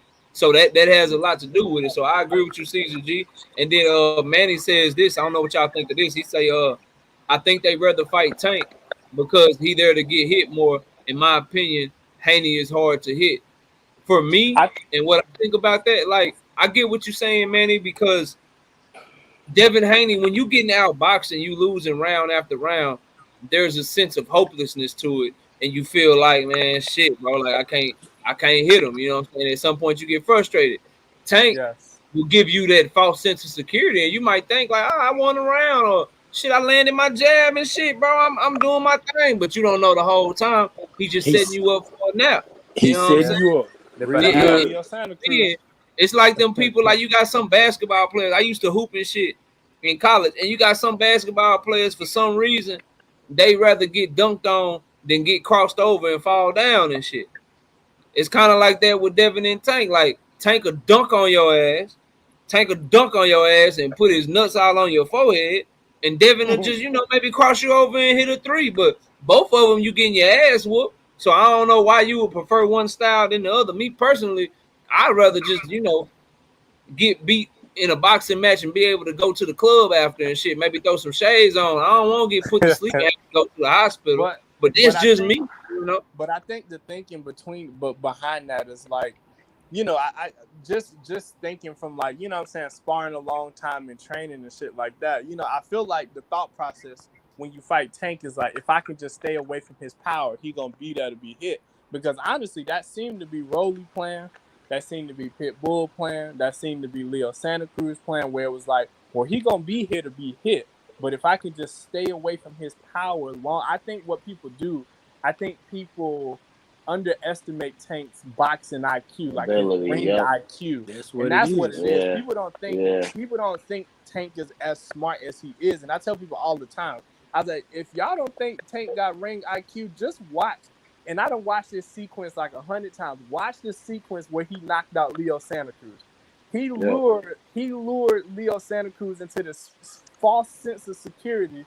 He let him hit him with two straight right hands. He came with the third. Tank ducked it down, and that uppercut, before Leo could blink, that uppercut was on his ass, and he was out of there. And I was like, my God, like that, you know what I'm saying? So I think when you look at Devin, you see how Devin moves, you see how Devin can neutralize things. And if I'm being completely honest, for Devin Haney fans, I don't feel like Devin done fought a fighter that's talented enough to counteract what he does well. You see what I'm saying? Like I heard Bill Haney this morning say, Devin Haney got the style to neutralize anything that anybody can do. But I'm like, how do we know that? Because I ain't seen him in the ring with nobody that's got those multiple dimensions. So it's like he done been in there with fighters. Once you take one thing away from them, that's it. They done. Their game plan gone. But Tank is different, bro, because Tank got a different ring IQ. He got different tools that he can use. And that's what I want to see Devin in there with.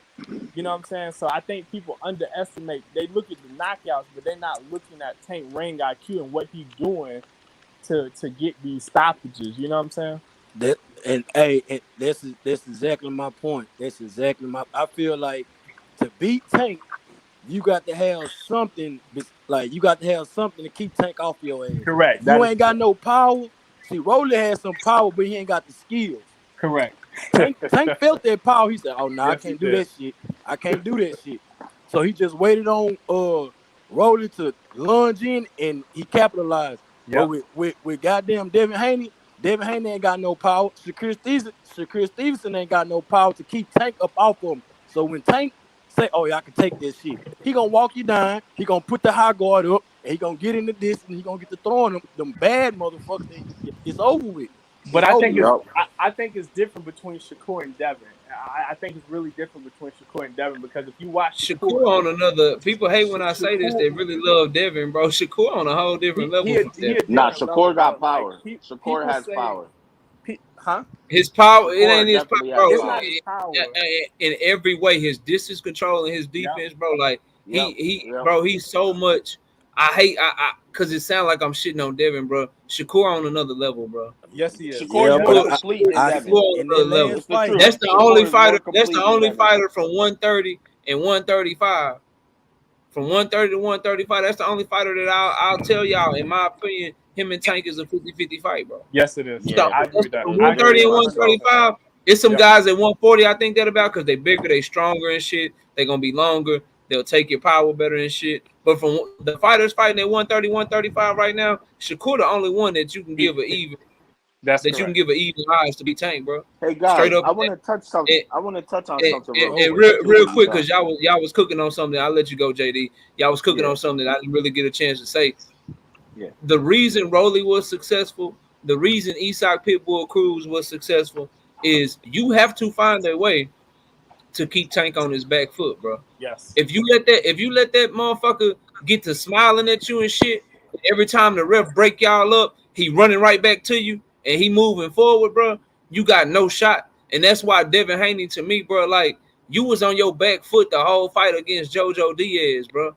You ain't finna survive 12 rounds with Tank on the back foot, hoping that he don't get your timing at some point, hoping that he don't catch you not holding the phone, possibly in your shoulder roll at some point, start hitting your body, making you sit and fight with him even more. My philosophy in boxing is very simple, bro. Even Floyd Mayweather, the greatest defensive fighter that I've seen since I was only born in '86, even him, bro, had to sit down at some point. He had to sit his ass down, and he had to fight against Miguel Cotto. They made him sit his ass down and fight. So I know for a fact, at some point, Devin Haney gonna have to sit there and he gonna have to fight, bro. And if he sit there and he fight like I think he gonna have to sit there and fight with Tank Davis, bro, he not lasting with that dude, bro. And that's just my honest to God opinion, man. He not gonna last. You gotta push Tank back and you gotta have strength, bro. You have to. If you can't push him back, you letting him come forward with his counter punching ability and how explosive he can go from defense to offense, your ass is grass, bro. It's just that simple for me, man. I know y'all like Shakur, but I ain't gonna lie, man. I feel like Tank flush his ass too. I don't. I don't. You know I ain't what? I know it was seldom, but I don't know if he was just comfortable or what, just kind of playing. But when he fought Valdez, I feel like Valdez was landing that straight left hand. I think it was, I don't know if it was he was landing a straight punch that was connecting with Shakur ass all night. And if that's Tank, that shit different. It wasn't landing with any kind of consistency. That's probably the punch he had the most success with. That's the difference between Tank and Valdez. Valdez was scared, man. He was scared. He was timid. He was. He. I don't know that he. was Shakur scared, had enough pop to keep him up off of him. He was a little timid in there. The thing about both Shakur and Devin Haney is that they'd have to be perfect the whole fight. The whole and fight. You have to ask yourself is can they do that? You know what I mean? I think Shakur can. I think Shakur can. Shakur has a better shot. That's why I think it's a perfect fight. Yep. I feel what you're saying. Hey, KO, let me cook something real quick, bro. Go ahead, Jay. Go I ahead. just wanted to point out because my brother, who is that? Jay Nuggets over there? Yeah, Jay Or who was Chestnut. that? Jay Chestnut's my fault, bro. Hey, You listen, said Jay Nugget. Who the fuck? I ain't know because I'm JD, so he Jay Chestnut. I mean, Nuggets a goal, you know. You might have a, you know. But Yeah, anyway, already. but you know, bankroll fresh, baby. Hey, listen. So I understood that y'all was talking about you know, how Tank he likes to download intel, Yep. and I've rewatched the Tank fight with him and Barrios multiple times, only because I hear a lot of talk about Ryan versus Tank and Devin versus Tank. Right now, Ryan and Devin are the same height, or Ryan is just slightly taller. I think by like an inch or two. Yeah, he But I like think Ryan Devin is is taller, five but foot nine and a half. Devin got longer arms though. So Dev has Like more reach. Ryan right? reaches like 70. Devin's is like 72. Right. So, and Barrios was taller than both Devin and Ryan, and Barrios had a 72 and a half, if I'm not mistaken, arm reach. So, when I look at Barrios, if you watch the fight in the first 6 rounds, he was walking Tank backwards, and Tank had to be very careful. And he said in the post presser that Barrios did have some power. He didn't want to get caught coming in, right? So I just want to point out that at that time, no other lightweight was moving up to 140 and fighting anybody. You had female Lopez running his mouth talking about he's gonna fucking 140, but he never did that, right? In fact, he lost his fucking belt a couple months later, but all 3 of them, all 4 of them. His first defense. And his first defense, he lost the Mickey Mouse belt and the other 3 credible ones, right? And so I just wanted to point out how Tank was able to take clean shots on the chin from Barrios, like that straight right hand to the face, like Yeah, he did. square in the face. Now he And took he some shots in that smiled. Barrios fight, yeah. He took a little bit of ass whooping. Well, when I tell you, by the time the second half of the fight started and he started landing some shit, you could already tell just in his persona and his demeanor that he didn't figured out Barrios, right? And that just leads me to believe that Tank has a pristine understanding of distance as well, just like a Shakur Stevenson or a Devin Haney, because Barrios was so much taller, so much stronger, and so much bigger, you know? So I just don't understand how people say that, you know, they underestimate Tank's boxing ability like that. Yep. And he doesn't just have power, he has effective aggression. And his IQ is not 100-fold of just, you know, his footwork and how he boxes. It's a mixture of everything. He has incredible feet. He can box on the back foot. He can box going forward. And his IQ pretty much is how he lands his power. That's the end-all, be-all. The fact of how he lands those body shots, we got to give credit to how great of a body puncher Tank is, you know? Like, him walking forward or backward, that's what kept Isak Cruz honest. He couldn't hit him in his face, so he started hitting him in his body. And it slowed him down a little bit, but he kept walking forward towards Tank. And then he caught him once or twice. Tank hit Romero with a good body shot. And then he started pecking him with the straight left hand as he's walking forward. I mean, to tell me that Tank doesn't have extremely good boxing IQ to pinpoint when's the right time to land a power shot and then get the fuck up out of there, Devin or Shakur cannot. They will not last with Tank. Tank is the best from 130 to 140, man. Honestly. Yeah, that's why I say, man. Look, man, let's switch over to oh, my brother, Get the Smokers in the building. We about to switch over to Terence Crawford and Earl Spence, but I know Smoke G5. What up, G5? Smoke, what's up with it, bro? What's up? Okay, you got one on the panel for Haney. Here we go. It's to break up the monotony, man. Come on, man. Tank is too damn distracted. He's a phenomenal talent, but that dude is not dedicated enough. I think he's gonna be frustrated all night. Oh, man, stop. I think he's gonna be frustrated all night. I got Haney beating him in 12. Let y'all know right now, y'all can disagree with Smoke all y'all want to. Y'all ain't gonna out argue his ass. I'm gonna tell you that right now. I hear you. Like, listen, because I agree. I agree with what you're saying all the way up until your conclusion that he's gonna beat Dev. Well, I think, you know what I think the thing is? I think the thing is, like, you know, I always say this with Tank, like Deontay Wilder told Tyson Fury, man, you got to be perfect for 12 rounds. I just got to be perfect for 2 seconds. And what I think, the problem I think Devin going to have is even in the Kambosos fight where he seemingly won every round to me, except for maybe one, I guess. Maybe one round for Kambosos. I just think you can't be on a bicycle against Tank Davis all night. That's the problem for me. I think to me, when I break down Tank versus Shakur and Tank versus Devin does have great defense, but Devin's defense is predicated on his legs. And what generally happens when boxers fight power punches and you're used to being on that bicycle, generally your mental pressure, that mental pressure of somebody like that being in front of you, it started to get to you. So then your legs start to get heavy. Look at Caleb Plant and Canelo. He had a good game plan, but as that fight started to go on, that mental pressure that, oh shit, this nigga's still here. Yeah, this He's still here. He's still here. He's still here. Caleb Plant does not have Devin Haney legs. Not at all. No. I'm not. He has his boxing ability, though. No, he doesn't have that either. He didn't have either one of those things. Huh? He didn't know. Caleb Plant does not have Dev's boxing ability or his legs. I don't know about that. I can't say that. I know, but I can. Okay. I just did. I'm the one saying it, and I can back it up. Like I don't need for you to say it. I'm saying it. I ain't saying they identical, but Caleb Plant. No, they're not even. They're not in the same league. Like Devin Haney is a way better boxer than Caleb Plant. Way better. They're not even like on the same level. You got to think, bro. He going up against Canelo. That's a whole different. That's goddamn fight of Canelo. Tank is the Canelo. He was right when he said that shit. Yeah, he going up against Canelo, man. That's a whole man. That nigga. I don't mean no disrespect.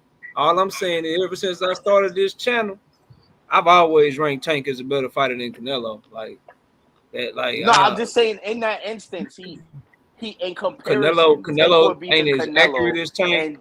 He ain't as explosive. Devin would be the Plant. That's how it would go. But earlier. I don't even know why you went to Caleb Plant, because Caleb Plant is like I don't even think Caleb Plant is as good as fucking Bud. But it's not the talent. It's the style of how they. Shit, Devin Haney ain't as good as Bud, Smoke. Yeah, that's what I mean. I feel like Devin. So I feel like at straight as boxing, as a guy who knows how to make you fight an uncomfortable fight, the fight you don't want to fight. Mm-hmm. Yeah, but like Devin Haney is better at that than Bud is. Bud imposes his will on you. No, he doesn't take things away from you. These are two totally different kind of styles of fighting.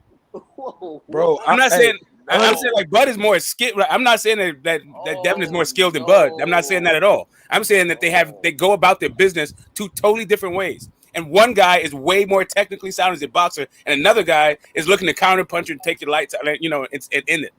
Hey, totally different thing. I agree with that. Here's my issue, and this is like kind of the main reason, bro. Like, and because I just believe that Tank and Devin, they both were so good.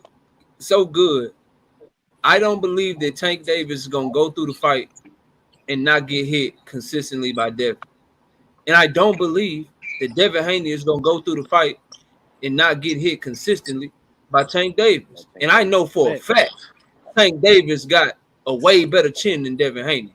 And I know for a fact when you hit Tank Davis, that crazy motherfucker smile at you and he keep coming. And if you hit him and the shit tickle, and it don't hurt, you in trouble. Devin Haney, if you hit him and you wobble him, he start holding you and shit. I think Tank, and I hate to say this, bro, because I know Devin Haney fans and makes them mad and shit, bro. I think Tank Davis just got so much more dog, bro. He got so much more dog, and it's gonna turn into a fight. And Devin can't fight with him, bro. Devin is a boxer, don't want to fight. Tank Davis is a fighter that can box, bro. And y'all gonna see the difference, bro. I'm telling you, he gonna walk through. No, man. Like, so I agree with your assessment. I just think that Devin Haney got the water for all that fire. That's all. Cap. I mean, Yeah, I you imagine can have all, has you can have all I the dog. just You can have all the dog in the fucking world. That won't, like, my Donna had more dogs than fucking Floyd. Like, what did that happen? Like, so what? What? The Matador happened. That's what happens. But the talent level. Devin Haney ain't nowhere. Devin Haney ain't nowhere near as skilled as Floyd, bro. No, And that's not at all. Not at all. I'm just talking about, and really, I'm talking about the Midwest style of boxing, where you take, like, where your style is predicated on taking away what the guy wants to do. Yeah, I got you. Well, Tank from the East Coast. Hey, So. check this out, Smoke. This is the other reason. This the other reason too, Smoke. Why, like, bro, I can't get it out of my mind, bro. I watch, like, I just keep going back. Like, Devin Haney beat JoJo Diaz like 9 rounds to 3. You know what I'm saying? Yeah. 8. Like, he beat JoJo Diaz, bro. But I just keep going back, bro. Like, I saw JoJo Diaz on multiple occasions with his short ass, flat ass feet, and he was landing that overhand left like a motherfucker on Devin, bro. And Devin could not get out the way of that whole. And so I just keep asking. I hear you, bro. When Tank Davis gets to pawn at that jab just like JoJo was doing, and he walking Devin back, and he fire off one of them overhand lefts, and that bitch pressure on Devin's chin, bro. That mental pressure. And I say, I hear you. I hear the only thing I have to say. Yeah. Oh, I think you right, Smoke. And then I'm gonna let you go, and then I'll be quiet. I even think you right, Smoke. At whatever point, I'd even be willing to say, at whatever point Tank do stop him, Devin Haney might be winning the goddamn fight. Devin Haney might be outboxing Tank like 8 rounds to 1, 7 rounds to 2, but at some point, bro, this shit gonna land and this shit gonna be over. All this shit gonna be forgotten. I can see that, right? It's just the likelihood of it, right? And you're saying the likelihood is like a 100%. It's gonna happen. So that's the way you have that's why you pick and Tank to win this whole thing. So me, I feel like he has just about as good as chin as fucking Rolly, and maybe as good as chin as fucking Barrios, and maybe as good as chin as Leo Santa Cruz, right? So as long as he's not caught fucking straight out there fucking slipping, then he might be able to he should be able to take a few of Tank's fucking hits. Now, I'm not saying that Tank can't catch him, right? At all. I'm not saying that at all. Like, I used to have this fight being 50-50 until I saw how distracted Tank is in the fucking ring and how you have to pay this dude to fucking train. So, like, I don't think he has it. Looking at his mama and talking to his mama. I'm saying, hold up. I'm almost done. I'm just saying, I think he has the physical gifts. Like, I don't think he has it between the ears. Cat. That's false, bro. I feel Tank. Did Devin go up to 140? Y'all go one at a time. Since y'all both responding to Smoke, so we can hear both of y'all and he can respond back. Y'all go one at a time. Go ahead. My fault. You go ahead first, bro. My bad. No, shit. You want me to, or you want to go on and get it? Look, I just want to ask, who the fuck has Devin fought that has you believing that he's gonna be just this boxing phenom and fucking ballerina on his feet to be out of the way of that punch, out of the way of that effective aggression? I feel like both of these guys have faced enough different kinds of. I feel like both guys have faced enough kind of oppositions that you can kind of see what the hell's going on in this fight. Like, you got a long, tall fucking boxer that's going to try to tie you up and frustrate you and give you a whole bunch of different looks, and you have another guy who's trying to seek and destroy, close the gap, and to get you the fuck out of there. I don't know, man. Listen, I boxed since I was 10 years old, and the majority of the people that I fought were much taller than me. And when it came down to it, if them motherfuckers ain't want to fight and I had to press the issue, I was in their chest, and that's what's gonna happen to Devin. I'm telling you now, if Devin ain't smart and he ain't perfect for 12 fucking rounds, that little boy going to sleep.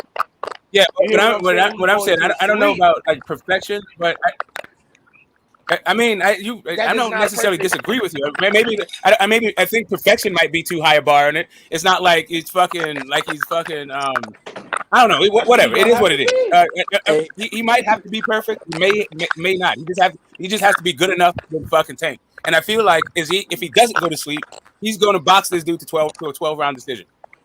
Hey, That's look, what I smoke. and Now, regardless So of like go ahead. Oh, go just, ahead. I'm gonna land this plane with this thing, and this is no disrespect to your opposition that you faced. Devin Haney is one of the most well schooled fighter, if not the best schooled fighter, maybe outside of Lomachenko, like in the fucking game. This dude was out of the crib, like had Floyd Senior teaching him. He doesn't imitate Oh Floyd. no, I He ain't was take. No, I don't trained take by it the that way. same We dude that talking. trained Floyd, right? Yeah, he was. That's a fact. Yeah. hey, but Yeah, my no, I whole don't take thing, it no way. We just having a conversation. Let, That's my all. whole let thing me is though. let me catch a super chat and then let me go to Antho. Shout out to Art West with the $5. Say just showing support. KO, appreciate you, bro. A hashtag man down. PS people are so enamored by Tank's power they ignore his IQ and boxing ability. No, I think everybody on the channel know he can box his ass off. So, Yeah, but yeah, you're that's right. not it. A lot of people do focus only on his power, and that's what happens. When you got great power like that, that's what people talk about. Like people talk about LeBron James' athleticism. You know, hear a whole bunch of people talking about how good of a passer he is, and all that shit. They talk about how That athletic court he vision. is. Yeah, You that know what I'm good court saying? vision. Antho, go ahead, Antho. What you got, man?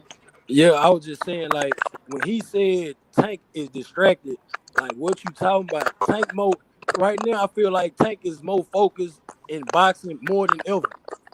He more dedicated to He was boxing. talking about in the ring. I can tell you what he was talking about, and I agree with him. I got on Tank ad. He talking about in the ring, bro. When Tank was fighting Rolling, he was over there talking shit to Rolling coach, talking to his mama while his coach was talking to him and shit. He can't be on that type of energy with Tank, bro. That's what he's talking about. He did the same thing Okay, with Isaac Cruz. It wasn't just Rolly. Same thing with Isaac Cruz. He was talking look, to the fucking crowd. He was doing all kinds of shit. So, but look, like, man, listen. look, Like, Devin Haney is not on that type of time at all. but like what Tank said though, he said he do that to get that atmosphere like he in sparring, like he in the gym. That's why he do that to it make him feel like, yeah, this practice, this sparring. Even though he knows it's a real fight, he say he needs that same energy, so he want to talk shit and do this, and he get stick at the job. And that's another thing. That let your ass know that when he doing that to you, your ass is in trouble. Well, yeah. Well, he was doing that to Isaac Cruz, and Isaac Cruz was not in trouble. He did He win that wasn't. fight. I felt like pretty handily, but like Isaac Cruz was not, like they have a really good account of himself to the point that everybody's talking about that dude now, and he was definitely doing that shit. And no matter what he justification he tries to pull it off, and you can fall for it or not fall for it. I'm not saying he's better or worse. I'm just saying that's the reason why I don't have it 50-50. Because I used to have this fight 50-50. I couldn't pick. But I don't like that shit. Like I don't like if you feel like that's a good enough reason. Nah, bro. Like I'm seeing consummate professionals that's on his P's and Q's every fucking second of every round. He don't need it to turn that shit into no sparring matching, and he don't need extra fucking put some extra special on top of it because he gets bored in the ring and all this shit. Like that's exactly why I'm not picking him. He ain't got So Smoke, let me ask you this, bro. Would you say, what if the Devin Haney fight is made and that brings out a focus in Tank where he take Devin Haney more serious than he took Rolly, or more serious than he took Isak Pitbull Cruz, and he is completely 100% focused. If you get the best version that you think you can get of Tank Davis, and you get the best version that you think you can get of Devin Haney, then who you got winning that fight? You still got Devin? Yeah, I think that I'm not saying that I don't get the best version of him. I think the best version of him is a distracted guy. Just like the guy just said. Like, just like the dude just said. Like, he's just like that. At this point, like, I feel like Tank has plateaued. I don't think he's still growing. I feel like there's a time when Tank could have had even been better than what he is. But at this point, what he is to me is a guy who can box his fucking ass off. He can hit you with the right shot at the right time with accuracy, speed, and power. But he's also a guy that admires his work. You don't know what fucking what might show up in a fucking ring. I mean, I got Devin Haney looking better and better in every performance, and I got Tank that is plateaued and is looking like human. Ain't nobody really he explained himself well, and he got Devin Haney, and that's all right with me, because at least he ain't one of these motherfuckers that you'll see hop up this motherfucker and be like, yeah, I got Devin Haney. Why? Shit, I got Devin Haney. and don't tell you shit. I'm At least he can. gonna say Who's this. that right Yeah, side? I Him just don't. doing that Yeah, shit? it's just, man. As soon as he started admiring his work, when he stopped working for it and started letting it come to him to like knockouts, I don't know, man. Like it's a thing where every guy, I feel like it happens to a bunch of people who have that, you know, short circuit power. They fall in love with that shit. Yeah, And my man true. Tank is drunk off that shit right now. Like I'm just, you know, it's not like Devin. I understand Devin's jaw looks like it's tailor made for a Tank Davis shot. And like it's not like Tank Davis is Deontay Wilder is only looking for one shot to do. Like in the last 6 opponents, they all got knocked out 6 different fucking ways. I get it. Really? I'm just saying. Yeah, no, that's I'm just true. saying, That's like, true. yeah. It's a great fight, bro. It's a great fucking fight, and we should all be pushing for it. But let me get to the last topic, y'all. I only got about 30, maybe 45 minutes left with this show. And OTB, you know you always welcome, bro. I see you back in the chat. If you got time, you know the link is right there, man. Or let me know if you need me to drop it again or whatever the case may be. But let's talk about Terence Crawford and Errol Spence, man. So I am extremely excited. I'm very, very happy right now. With Terence Crawford's interview. I did a short video on it earlier today, but I wanted to talk about it with you guys on the live stream, man. So for me, I'm excited, number one, because I ain't saying that I'm the smartest person in the room, but I'm smart enough to know that when Showtime is putting Terence Crawford interviews and shit up, and Terence Crawford is taking time to interview with Showtime, and he don't fucking like doing interviews, bro. I will say that when I see that shit, I get excited, bro.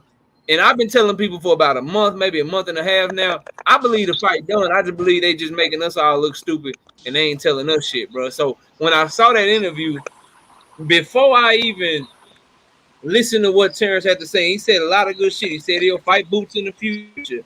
He said he believe he number one, so I like his confidence and shit. He said something that killed the narrative that Terence Crawford fans be trying to perpetuate and shit. I like hearing that shit because he is showing that he taking Earl serious and he really, you know what I'm saying, Bug get to talking respectful about you. That mean he probably about to fight your ass. He do the shit with everybody that he fight. But the thing that I took away first and foremost is that he doing goddamn interviews on Showtime and shit, bro. And he did that interview Hall of Fame and shit. And if you notice, it took them a week or two to finally release the shit. That Hall of Fame shit was like maybe almost a month ago now. That shit was a while ago. And Showtime just released that shit. So my crazy ass, my excited ass, I got to getting excited. I'm like, damn, bro, how much more content did they got for us and shit, man? How many more interviews they holding out on and shit with Errol Spence and Terence Crawford? Like, you never know. Brian Custom might got a whole goddamn Last Stand podcast. They just waiting to drop when this shit get announced. So first and foremost, I think everybody, whether you cheer for Terence Crawford or you cheer for Errol Spence or you just want to see the goddamn fight, whatever camp you in, I think you should all be excited right now with what's going on and the fact that Terence Crawford is interviewing with Showtime. And then furthermore, I want to make this last point. We talked about this very, very briefly on my brother ETB's platform. Hold on, I got one more person who that I got Jay Chestnut. He back. Terence Crawford talking about the adjustments that Errol Spence make. It kind of made me pat myself on the back a little bit because I've been going back and forth with a lot of people that tell me Errol Spence only fight one way and he don't make adjustments and shit. And I'm just here to tell you, and I've been telling people, go watch him fight Mikey Garcia, Danny Garcia, Sean Porter, Eudenis Ugas, and you will see different fights and different styles every time. Ugas, he showed the uppercut and shit that didn't nobody know he had because he noticed Ugas kept leaning over his goddamn front foot. And so that left uppercut, now we found out Errol Spence left uppercut, that shit nasty. It break eyes and bones and cheeks and all kind of crazy shit. Then you look at the Danny Garcia fight. He said, oh, you a counterpuncher. I'm going to do what counterpunchers hate. I'm a counterpunch the counterpuncher because counterpunchers can't stand when they don't get the last lick, bro. It fucks up their whole rhythm. And so he counterpunched Danny Garcia into oblivion. And then to Sean Porter's credit, Sean Porter made it an inside fight. Errol Smith said, cool, I got pivots. I got angles and shit. I know how to turn motherfuckers. So I'm going to do that shit this fight. Then he fought Mikey Garcia. He was like, hey, you know what? I'm longer than you. You're a little ass dude. You're a small ass dude. You're a little bitty motherfucker. So I'm just going to fight you behind my jab and shit. So I've been telling people that he make adjustments and he fight in many different styles. So to hear his potential opponent, Terence Crawford, come out and say it, it just gave me validation. And it shows that Terence Crawford himself He ain't fooled by the bullshit. He ain't fooled by the narrative. He know what he looking at in the ring and shit. And so he can see the adjustments. But he confident in shit. He calling himself the best fighter in the world, number one pound for pound fighter in the world. Either you disagree with him or agree with him. That's your prerogative. But for me, I love confident ass athletes, bro. I don't want no athlete running around this bitch saying somebody else better than them and shit. It irked my nerves when I'm listening to Jamal Charlo call Canelo Alvarez number one pound for pound fighter in the world, bro. I don't like hearing shit like that, bro. How the fuck you gonna call somebody that you want to fight better than you, bro? That shit don't make no sense. So I'm with Terence Crawford talking his shit, copping his shit. You know what I'm saying? And I'm just more excited that he actually interviewed with Showtime. That leads me to believe they wouldn't be promoting his ass, and he wouldn't be willing to get on there with them and talk shit with him unless he was already doing business with him. So I think we should all be excited right now. I think the fight, you know what I'm saying, is gonna get to us. But you know, man, we'll pass it on to the next. Let me go to my brother Antho. Let him cook. We'll go around in order, and then the panel will be open for everybody to just talk their shit like we were doing with Tank Davis. But Antho, go ahead and get your shit off, man. What do you think of Terence Crawford and Errol Spence right now? The interview that just dropped off with Terence Crawford specifically. What's your thoughts on it? And shout out to JD. Appreciate you coming up, bro. I see your private chat. Man, take it easy, bro. Hope you had a safe travel home from work. But go ahead, Antho, man. Let us know what you think, bro. Man, honestly, I'm feeling just like you. I feel like the shit I already done. I feel like in the next 2 or 3 weeks they're gonna announce it because you got to have an 8-week training and they're gonna go on the little press conference tours and all the little tour shit. I feel like the fight already done. But one thing I can say, I've been said this, I say, bro, Errol Spence hardest fight at welterweight was Son Porter. That's gonna be his hardest. I feel like he gonna beat Bud easily. That's just my honest opinion. I feel like this shit gonna be an easy ass fight for What? Spence. Like, damn, let him get it off. I'm gonna pass it around. Yeah, I feel like just remember, just remember he said that shit, and then after everybody go, if y'all want to cook his ass, y'all cook him. Yeah, but let him get it off, and everybody else get that shit off, and then y'all go ahead, man. I ain't tripping. Let's just know what I'm saying. I feel like this shit gonna be Son Porter. Son Porter was a different motherfucker, and Spence fought that fight like how Son Porter wanted to fight that fight to let him know, hey, bro, yeah, nigga, I'm just like you. I can do this same shit. And he did that shit. Terence Crawford ain't coming with that shit. He ain't coming with that same type of Son Porter energy. You know what I'm saying? Even when they was face to face, when Spence told his ass, hey, bro, I'm gonna crush you, bro. I'm gonna stop you. Terence Crawford got silent. That's what people don't pay attention. I pay attention to body language and shit. Terence Crawford, Bob Aaron, the dude that was behind Bob, his whole team got quiet. Then Bob Aaron gonna say, well, we're gonna just go have everybody. We all brothers here. We're gonna go to have a Merry Christmas and a happy. Fuck that. I'm telling you, it's gonna be an easy fight, man. This shit gonna be easy. I'm telling you, bro. He gonna stop him probably by the 8th, 9th, 10th round. 8 through 10. We'll get to that because I'm sure people gonna want to go back and forth on that. But with the interview though, you feel like that shit done, and you like the whole vibe you were getting from that shit though. Oh yeah. I feel like it's done. Then, like you say, he doing Terence Crawford doing more. He did another interview with my mixtape. So I feel like he trying to go on there and promote the fight already. You know what I'm saying? I feel like the shit already done. Oh, nothing I was about to say. And Gervonta Davis said that shit when he was talking. They asked him about that shit.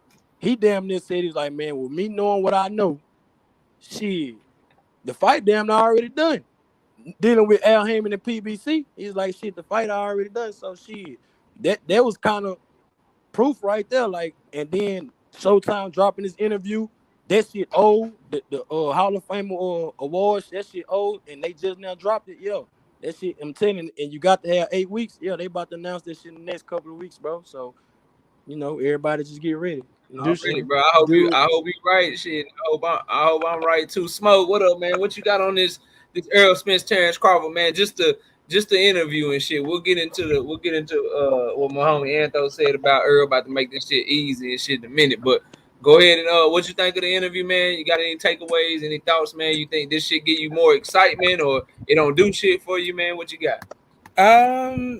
I'm glad that other people in YTVC are right. I always thought that it was happening next. Well, I mean, I was fairly certain, right? And if it wasn't going to happen next, I was thinking it was going to be on Bud that it wasn't happening next. And I was just wanting him to own up if that was the thing, if he was going to be if he's going to be the deal breaker. But it doesn't seem like there's going to be a deal breaker. We're going to get the fight, and I'm excited about it. Like you said, like I'm glad he's coming out and doing interviews on Showtime. And still, he gives a dry ass fucking interview. It wasn't that interesting, but I am encouraged. That shit was dry. I was trying to hype it up and shit, but that shit was dry. But I ain't gonna get mad at Bud. Yeah, that motherfucker, dude. He gives terrible interview. Bro. He gives absolutely horrible interview. But whatever, it is what it is. He seemed like the type. He seemed like type of motherfucker. If you were interviewing, you try to joke with him and shit, try to loosen him up and shit. He just give you a mean mug, make you think he won't fight your ass and shit, man. Like he just dry, bro. That's just how he is, fam. Yeah, he want to talk shit. He's like, that's a mean dude. He's an asshole. Like you got to put him in an asshole environment where you can talk shit and with the homies and all that shit. Then make that kind of stuff pop. That's like the environment he needs to be in. But he likes this corporate ass shit. But he doesn't have. He's a terrible corporate face. So whatever. It is what it is. Already. Jay Chestnut, man, what you got, man, on this on Terence Crawford latest interview and just the prospects of Errol Spence and Terence Crawford, man? We closer, we further away. We where we already was, man. What you got, bro? I done felt like ever since the Ugas fight, I feel like they always been kind of working in the same direction, man. I never really got the sense that I never hit the panic button thinking like this fight wasn't gonna happen. You know what I'm saying? Like usually, like Bud team would do some bullshit where and I'm Team Crawford here, but they team would do some bullshit. You know what I'm saying? That make you wonder, but I never really hit the panic button, never really got a reason to believe that the fight wasn't happening. You know what I'm saying? I think Bud going for history just like earlier. Not only, you know what I'm saying, is it like the first undisputed world champion at 147, but like shit for Bud, it's like wouldn't he be the first 2 division undisputed world champion? So I mean, in the 4-belt era, not ever, but in the 4-belt era, 4-belt era.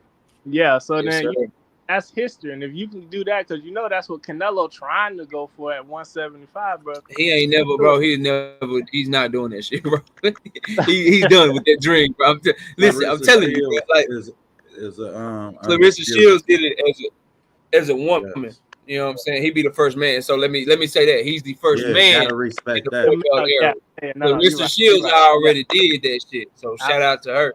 But nah, bro. Just real quick on Canelo, he'll never fight Bivol again, and he will never, bro. I don't care if Beterbiev 50 years old, bro. He's not fucking with Beterbiev, bro. I'm telling you, dog. He's not fucking with 175. If he do, he'll get all my respect, bro. And I'll do a whole live saying I was wrong and shit. But Canelo ain't doing that shit. Or here's what I think could happen, and then I'll change the topic back. What I think could happen is if Bivol mess around and take them belts off Beterbiev, then I think Canelo might go back for that rematch, because then you don't gotta conquer one guy as a 2. Hey, we can't even say that because Bivol got Zerto Ramirez problems, bro. Yeah, that's true too.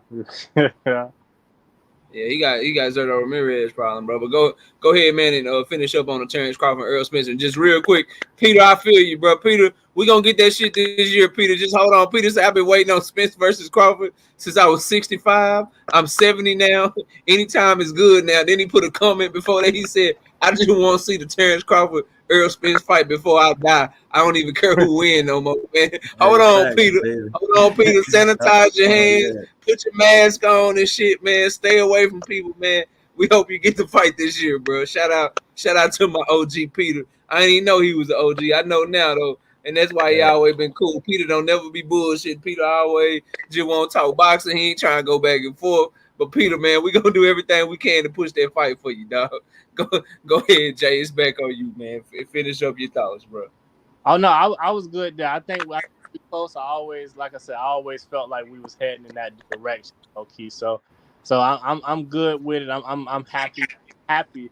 And honestly, man, do we got a big event coming up on the PBC side? Because usually like with big pay-per-view events, they announce it on the tails of a big event that they're showing. So you know what I'm saying? I'm trying to think of one that's in the not next a big pay-per-view event, but no, Danny Garcia fighting in 2 weeks against Jose Benavidez. They could announce it there. That's a Showtime fight. And then in August on Showtime, you got Adrien Broner versus Omar Figueroa. They could announce it there. Those are the two main Showtime PBC cards that I can think of off the top of my head that are coming up. Top Rank got a highly underrated card coming up on Saturday. Oh, you know what? I'm really interested, man. So, yeah, man, it's a lot of good fights, bro. I would just say, man, what I do is I go to Boxing Scene. I got their boxing schedule saved because they update the boxing schedule weekly. I got that saved to my favorites on my browser, and I got the ESPN boxing schedule saved to my favorites, and I just check that shit every week. That way you'll know exactly what fight's coming up because the Top Rank card, bro, there's so much young talent on that card. We're going to cover it tomorrow for my live stream for the prediction show. Bro, the card is fire. Like, they got, like, it's fucking, like, 11 fights on that card. And I'm talking about all top U.S. amateurs, former Olympians and shit, man. Just former, like, this one kid on there, Abdullah Mason. I ain't gonna take over the show and shit right now, but it's a kid on there named Abdullah Mason, 4-time U.S. national champion, bruh. Yeah, y'all, everybody keep talking to me. Everybody keep talking to me about Keyshawn Davis being the best prospect at 135 pounds, bro. Abdullah Mason is the prospect than Keyshawn Davis, bro. Facts. Abdullah Mason is a 7. Number one, he 18 years old, so he like 4 or 5 years younger than him. And he just as polished, he just as nice, bro. I'm telling y'all, fam. If y'all love boxing, just tune in the Top Rank on Saturday night, bro. Y'all know I don't do the whole PBC fanboy. I hate the zone. I hate Top Rank. Man, I love boxing, bro. And I'm telling y'all right now, y'all need to go watch Abdullah Mason fight if you ain't never seen him fight. You ain't heard of. I think he's like, what is he, like 17 or 18? He's like real 18, young, bro. He 18. He 18 years old, fam, and he smoke. He 5'9" with a 74-inch reach, just like Terence Crawford, starting his career at 135. But the frame is muscular and wiry, and he a killer, bro. He knocking down. Yeah, no, bro. I've seen his first 2 fights. I don't think I've seen his third one. I think he just fought like last week or something. This will be his third from Cleveland, Ohio. This will be his third fight. I thought he already fought. He 2-0. He 2-0 with 2 knockouts.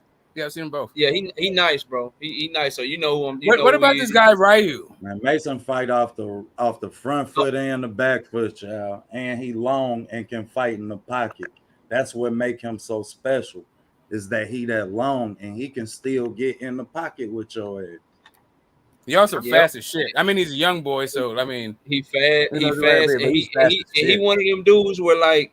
When people be like, oh, man, you got to grow into your man strength, bro, for whatever. I don't know what it is about how he came up and how they got him training his strength and conditioning. Ain't no need growing into his man strength and shit, bro. Like, the shit already there. He be wrecking it. He knocked the dude out. Right behind bro, he stopped the dude. He stopped the dude so bad in his last fight. The dude got his ass whooped and tried to fight Abdullah after the fight because he knocked him out so bad, bro. Dude was trying to swing on Abdullah after the ref had stopped the fight. Cause he didn't know where the fuck, he didn't know what was going on, bro. Straight up and down. But Jay Chestnut, go ahead, bro. I get a little passionate, bro, when I get to talking about something. These fighters, bro. No, I feel you. I was just gonna say, bro, if they're gonna do November, I'm gonna tell y'all. I'm gonna just make my quick prediction of when it's gonna get announced. I think it's gonna get announced the night of what's that, September 4th, when Luis Ortiz and I just thought about it. Luis Ortiz and old boy fight on pay-per-view, and I think that's when it's gonna get announced.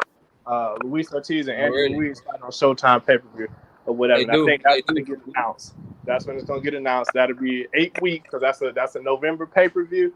Boom, we'll be good to go. Bang bang. So there we go. Hey, Dante, you right, Dante. Keyshawn is that dude, but Keyshawn is 23.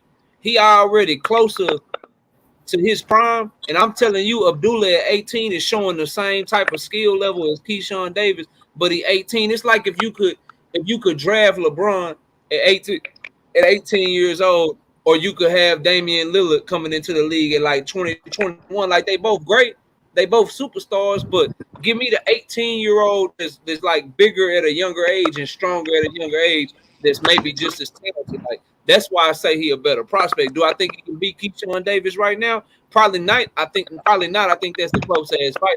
But if you tell me knockout, you get the run a fighter career right now.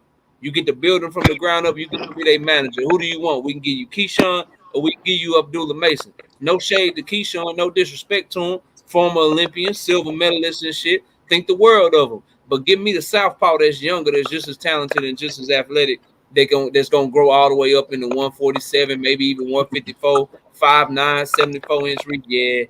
Yeah, I take up. And I may be inclined to take Tiger Johnson, who just as Nice. special. Yeah, Who he just as can special. fight. I like him. Who just as special. Nice. Yeah, man. So don't get it Where twisted. do you think of Ryu? The future of boxing is bright, y'all. OTB, touch on Ryu right quick. Smoke ass and battle. Jose Valenzuela, and I'll touch on him too, but touch on Ryu right quick out of the Benavidez camp, man. Hey, Ryu is special, and what's so special about Ryu is he can control the line with that great power, man. And dude don't have such an active jab, but his timing is great. He got great feet. You understand? Probably the best feet out of anybody in the Benavidez camp. I question. Oh shit, ain't no probably. Jose got one leg and David Benavidez ain't got no feet. That's a fact. You just said a fact. You ain't got to put probably on that shit. That's a fact, man. Well, you don't know what type of prospects they got. I ain't went down their prospect list. I only know what we see. You understand, on the big cards right now. I ain't going.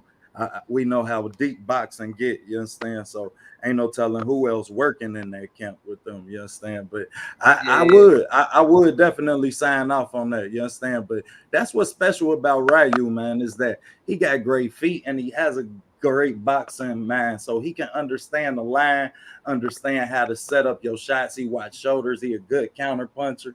You understand? So, man, I'm really excited to see, you understand, if he ever show us that he can fight off the front foot. Because if Ryu ever show us that he can increase his activity and fight off the front foot as well, then he could be the most dangerous fighter in boxing soon. Yeah, one thing about him, and everything OTB said was fact. I also like that he's versatile defensively. He'll roll with shots. He'll parry shots. He'll use head movement. So he has a versatile defensive game. And the main thing that it seemed like, that what I love in fighters, if y'all can't tell by looking at who I be picking to win and shit like that, one thing I love is a really good work rate and good power to go along with it, because Ryu has an outstanding work rate, throws a lot of punches per round, and that means it's hard to win rounds off of him. You have to be an extraordinary boxer to be able to slow his work rate down, or you got to be able to hurt him to keep him up off of you. If you can't hurt him, he's going to be one of those fighters that's very hard to win rounds against. And if you can't win rounds against a fighter, it's hard to beat a fighter. That's why guys like Earl Spence, David Benavidez, they get stoppages, but more so than stoppages, you go look at their scorecards and shit, it's hard for dudes to win rounds against them just because they can't keep up with the work rate. So if you got a fighter that you got to hurt to beat them, which is what it looks like Ryu is turning into, then that's just an uphill climb, bro.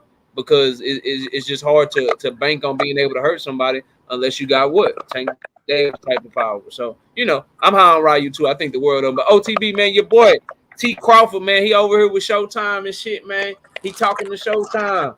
He doing interviews, man. I've been telling y'all the fight is done, bro. What you got on Earl Spence and Terence Crawford? And then since you the last one to go, I want to open up the panel with you responding to my brother Antho. Antho say Earl Spence about to dog walk your boy, and that shit gonna be easy. So go ahead and talk about the interview. We gonna get there. We gonna get there. Go ahead and talk talk about the interview first, and then let Antho know what's up, man. Man, great show. Not first of all, salute the panel, man. Salute the guys. Definitely missed out today, man. But as far as the interview go, man, I remember us getting into a conversation and when we talk about the switch hitter, and Knox say, man, he'll never stay in orthodox form for a whole fight. I say Thomas Delorme did. He say, I got to go back and look at that. Did you ever look at that, Knox? I didn't, but I did hear Terence Crawford verify it, so shit. And I never doubted you, but I need. Yeah, I already know. I knew when we ain't never had a conversation again. We really only hear that from, casual fans. You understand? But regardless, man, of the fact I was impressed with the interview. I was impressed that he made it happen. I know it's more than 12 minutes of film, though. I know that. So you understand? I wouldn't be me if I wouldn't say. I want to know what other questions they ask. You understand? Because I know that it's more film to that. They're going to do a lot more. That's what I'm saying, bro. That's what I'm saying, OTB. I know they got some old content man, for you us, know bro. how we is, man. I know they do, dog. We know how it break down. So I'm telling y'all, look forward to seeing a lot more of it come out. as we get closer to this fight. I've been told y'all because I looked at the fighters. You understand? I follow both fighters. So you understand, if you look at Errol Spence, he makes sure that you see him in the gym now. He makes sure you see him working out every other day, if not every day. Shit, Bud the same way. He making sure you see him working. Ever since the you guys fight, both of them been clear on that. So I always felt like, you understand, that fight was closer to being done than everybody made it. Definitely happy we can finally say it's done.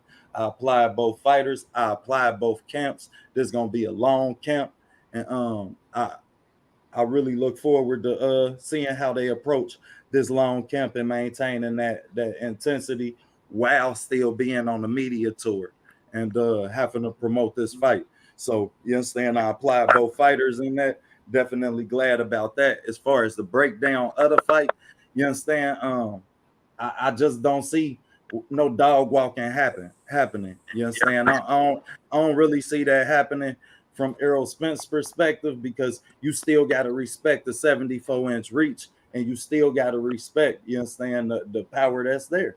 You still got to respect the finishing ability, and knowing that your ass don't want to get finished in the biggest fight of nobody's career, then just don't be surprised if it ain't, you understand, ding, ding, ding, and they right at each other. You understand? You talking about two great boxing minds. So I don't want to hear that boring shit. If we see a tactical fight, you understand? And by no means in that do I see either fighter, you understand, dog walking each other.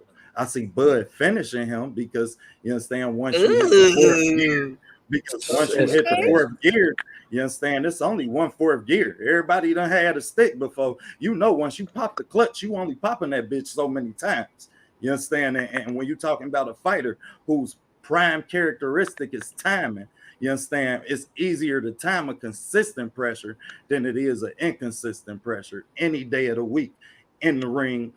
All four corners of the ring. You could be, goddamn it, in the south corner, in the right east corner, in the north or south corner, and shit, that pressure is gonna be easier to time than an inconsistent pressure, because I don't know when it's coming, and I have to really pace when it's coming. You understand? And for a fighter that don't disguise his jab in Errol Spence, then shit, Bud, you gotta be just as mindful. So you understand?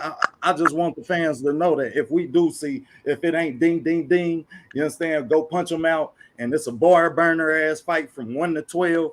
If we get 6 rounds of that, then shit, I'm happy. Yeah, hey, OTB, Earl like the sun, bro. Like, you know that motherfucker gonna rise. There you go. You can't stop that shit though, fam. It's rising regardless, dog. So you can know that shit coming out how you want to. Exactly. But she don't stop it. I just wanted to you said he doesn't disguise the jab, but he does use his jab to disguise his power. Yeah, and that's really the whole thing. And he uses power to control the line.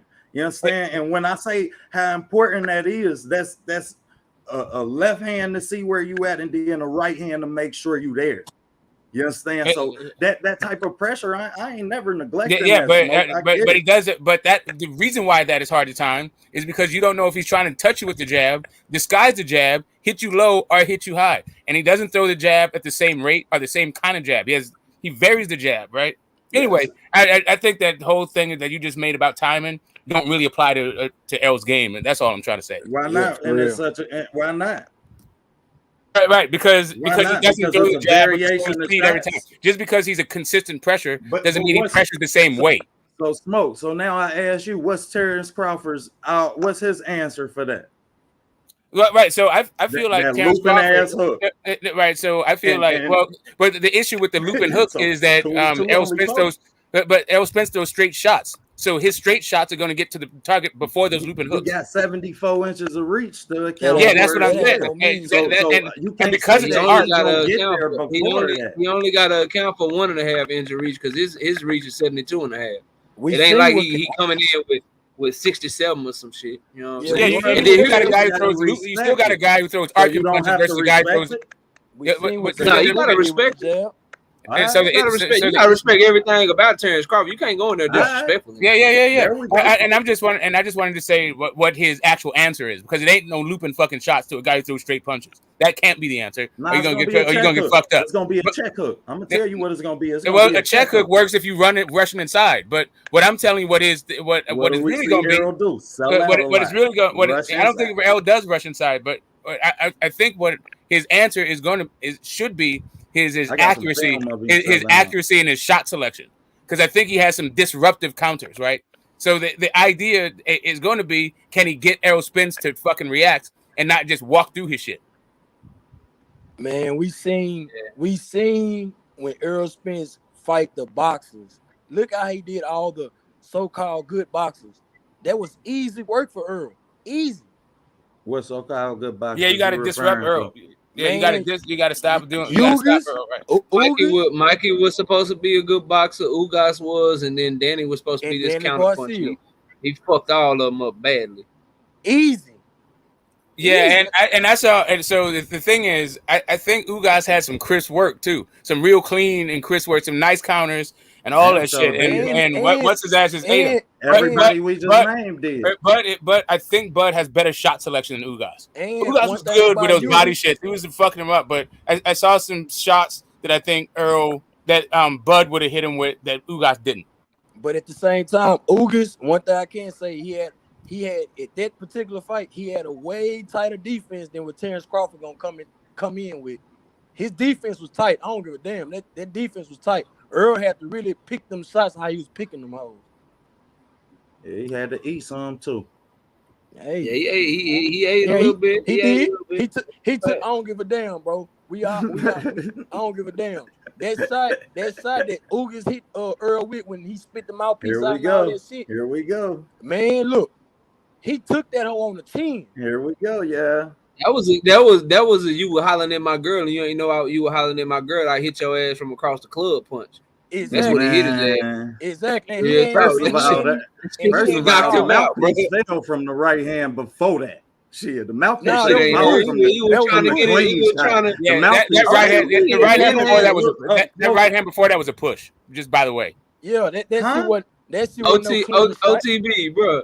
He had to get his veneer. He was trying to make sure his veneers were straight. He just got them all. This man dropped. This man mouthpiece fell, and he act like he dropped $100 in the club. Oh yeah, no, girl like he was in the club. That's a man that had mouth surgery. Nobody knew. That's a man. That's a man that spent thousands of dollars on some new teeth. Hold up a second. Are you supposed to get? What are you supposed to do? You supposed to leave your gum shield on the ground? I get that. The fucking ref said stop. Man, and he went to get his gum shield. Like, come on, guys. His teeth was on the floor. Yeah, I mean, I get you, but he did. He did say stop though, bro. You guys was cheap, man. You look at you guys cheap. Hey, I'm not mad at Ugas. Bro, and I'm not mad at Ugas. If you in there fucking beating my body up like a fucking drum like that, yeah, I'm gonna take every motherfucking. I'm gonna punch your ass. Fuck you up. Yeah, that's on you, bro. But you know what's crazy? Earlier today, an interview came out. What's that, bro? What's that? He got hit. He was sparring. That's what made him come back to boxing. He got hit in his stomach or some shit, and the dude made him quit. He damn near quit. He said he got up, he got mad, and he started he rushed the nigga and just started swinging for the fences, and they told him, "Nah, you got to get out there. Nah, that's fighting. This ain't boxing." What you think Earl gonna do to that body? He got hurt from a body shot. We know Earl a body shot. It shows the dog that Bud is, bro. But we don't know when Bud got hurt by that body shot. He didn't. I know what you're talking about. He didn't say how old he was. Was this when? Yeah. Was this when he first started? Cause you said he almost quit boxing. It can't sound like that when he first got started. He wasn't, Bud. You know what I mean? And all of us in the ring know. You understand? All of us who've been in the ring know, whether you've been in the ring or you've been in the hood. You understand? You know what it's like to think you, goddamn it, built to do something, and then, goddamn it, you get your ass whooped. Or you think that you the livest on your court, or you the livest on your court, bro. You understand? That's a fact. Motherfucker that say they ain't never. And they tear your ass up. Motherfucker tell me they ain't never lost a fight. I believe they ain't never been in a fight. Now, if you ain't never had that feeling that Bud was talking about, then I don't know if I can believe your stories and shit. I'm worried. Facts. You know what I'm saying? OTB, you can't win. You didn't win every fight, bro. I'm Like, just saying. There's nothing like getting hit in the body by a fucking boxer. Nothing in the fucking I'm world. just saying he took Hey, that. and He ain't no took shot that. like a body shot, Smoke. Yeah, there ain't no Like shit, ain't no shot like a guy that knows how to deliver body shot and where to deliver it. They know where your fucking guard's gonna be. They can see that they're about to fuck you up. They picking which shot they gonna fuck you up with, which side of the body. Ain't nothing like it, bro. And y'all, let me tell you, boy, we used to do that shit over black and males. Goddamn it, boy! Man, let that you not shit pass gonna me be that. OTB, you know my man. You know my breakdown, toe to toe. Get your ass and out here. I'm just. You know my breakdown, bro. I'm gonna just give it real quick, and then we'll get everybody the last Yeah, word. we definitely. That's why I tried to nutshell my shit. Like, yeah, I think it's simple. It's gonna come down to Bud gonna have to hurt Earl, bro. I don't think Bud's defense is strong enough to stifle Earl's work rate. I think if Sean Porter with no jab can find his way on the inside, I think Earl's gonna have no issues finding his way on the inside. I think a fight gonna break out because of that, and also because Bud is a dog. He got pride, and he gonna bang with Earl, and I think it's gonna be an extremely entertaining fight. I think there's a 0% chance that this fight is gonna underwhelm like Pacquiao versus Floyd. I think because they fighting styles go so good together. So you know, I think Bud got to time him coming in and hope to catch him with a counter, and he better hope. And Smoke said this, and he's 100% right, bro. He better hope that Earl feel his power, bro. Like if Earl don't, if he pop off on Earl in the first couple of rounds with like a mean ass counter, and Earl do that ugly ass smile at him, bro, and keep coming, bro, the shit over with, dog. The shit over with. So he gotta catch him. He gotta hurt him. It's gonna be a counter shot. It's gonna be some shit that Earl don't see, and then he gonna have to finish him like he finished. You know, everybody that he done fought at welterweight. For Earl, turn up that work rate. Bud is a very slow starter, and when he do get started, he only throw 35 to 50 punches per round. Earl can get up to 100. That's his advantage to win rounds and wear Bud down and possibly stop him late. So that's what he got to do, man. And you know, may the best man win. I can't wait to see the fight. I think we're gonna get it. I gave y'all my reasons why earlier in today's video. I gave it a little bit here in this live stream. But everybody, man, go subscribe to OTB, subscribe to KQKC Boxing Network, Glove Up Boxing and more from Coach. Everything boxing, man. Subscribe to these brothers because they doing good work. Let me pass it around the panel. I'll go to Antho first, then we'll go to Smoke, then we'll go to OTB. Everybody give your last words. If you got social media or you got a channel or whatever that you want to plug, feel free to do that. Or if you just want to say one last thing about the topics we've been covering, feel free to do that as well. Antho, it's on you, bro. Go ahead and give your last words, man. Man, I appreciate you for bringing me up, man. Hey, Knockout, you one of the YouTube channels I wake up and let me see what Knockout talking about, because you keep it fair, you keep it honest, you know what I'm saying, you keep it real, man. Shout out to the chat, the panel, you know what I'm saying. I fuck with you boys, you know what I'm saying. Y'all Knockout keep up the good work, man. Real talk. I appreciate you, bro. I'll see you next time, dog. Take it easy, man. Bet that. Smoke, my brother, what's up, man? Give your last words, man. You on mute, Smoke. Oh yeah, yeah, man. We got some good. I'm glad the fights are coming off the way we want. It's fun to talk about like Tank and fucking Dev, but we know these fucking boys ain't never gonna fucking fight. So yeah, to have Spence and Crawford finally showing up, I'm heartened. And maybe after this fight, we might even get fucking Tank versus Loma, right? At long last. But anyway, I'm happy. I'll be happy with Spence versus Crawford, and I'm gonna check you out for the prediction show tomorrow. Yes, sir. Yes, sir. I appreciate you, Smoke. You know you're always welcome, man. Thanks for coming through and always giving that knowledge, man. You're a great boxing mind, so I always love chopping it up with you, bro. I appreciate it. Yeah, bro. That's to both of you gentlemen. And man, I love your channel. I'm so glad you're on the fucking YTBC Knockout. You don't even know. But anyway, next time, boy. Appreciate you. All right, man. Later. OTB. So my brother, man. What you got, man? Give your last words. Let everybody know, man. OTB got a fire ass show with Ohio Runs Boxing, man. I be checking that shit out, man. Especially since I've been sick and shit, man. Y'all doing y'all thing, but let everybody know when you're live, man. Let everybody know when the film study's dropping, man, and all that good stuff, bro. Yeah, man, we definitely working, man. Appreciate you having me, Brody. Sorry I was late, man. I don't ever want to show up out late to class like that, man. I apologize about that. I ain't gonna do you like Ricky. You can tell Ricky I said it. I ain't gonna do you like Ricky, bro. Whatever man, time you come up here, man, I'm never gonna show up late to man. class, Man. I want to talk about Winky Wright so bad, bro. Oh man, so we was bad. cooking on Wink on too, man. Tomorrow, man. Man, If I can get off my show. Facts. For everybody who don't know, man, anytime about the show we had, man, about Winky Wright, man. So y'all get a chance, get over to Ricky Williams Boxing and check out that show about Winky Wright. But we got Jose Benavidez film and Danny Garcia. I'm gonna wrap that up tonight. I was in the gym all day, man. I'm about to have a push. If y'all notice the push in my channel for these amateurs, we about to set up a GoFundMe because I talked about the 5 gold medalists and the 8 that medal. But what I didn't know is we got 15 fighters in Cincinnati, y'all, ranked in the top 5. All scheduled to be at I think it's the Pan American, one of these boxing tournaments, and we trying to get them there. We only got enough to get 2 of them there, so we gonna start a GoFundMe soon, man. I'll be hitting y'all with some information about that. If y'all see the push, that's what it's about, man. We trying to continue the greatness tradition in Cincinnati about having the most Olympic boxers of any city in the world, Craig. So yeah, and as far as the show times, me and Ohio Run Boxing, we on every Friday at 3:30, and then I'm gonna start coming on, I think, Wednesday and Thursday at 3:30.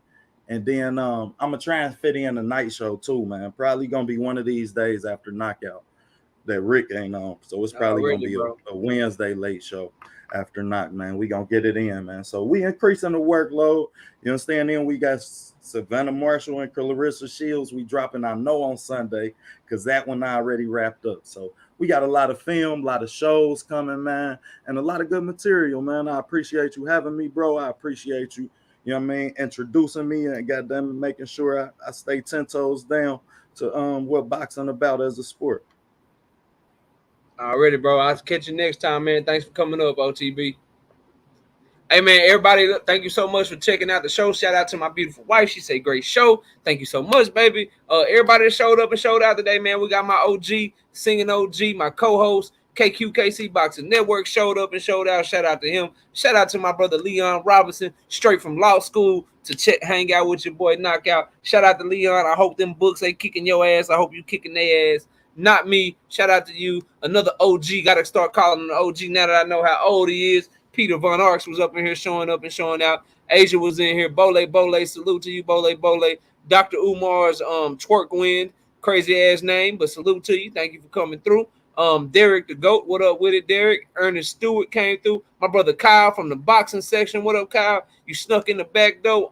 Man, what's good with you? Shout out to my brother Kyle from the boxing section. My boy Don Dada was up in here disagreeing with everything that I said, even though it was all facts. But shout out to Don Dada. Dante Hall, who else? JD was up on the panel and in the chat showing love and kicking that boxing knowledge. Kirk McCall, who else? Let's keep scrolling. Thrill Hill, R. West was up in this thing showing up and showing out. ABZ713, my brother from another. Shout out to you. And everybody else that showed up and showed out, man. I appreciate each and every one of y'all, man. Zach B, what's up with it, bro? Yeah, feeling better. And we back on our grind. Y'all know how we do over here at Knockout Boxing 86 TV. But everybody enjoy the rest of your night. I believe that Ricky Williams is live right now. So y'all go check out Ricky Williams. He's live. Let me see who else is live that we rocking out with. Ricky is live right now. Go check out Ricky. Let me see here. Money Brown TV is live right now. Y'all go holler at Money. He over there cooking. If y'all want some more Earl Spence talk, he talking about Earl right now. Shout out to everybody, man. I appreciate y'all watching. Enjoy the rest of your day. And with that, we out of here. Peace out, y'all.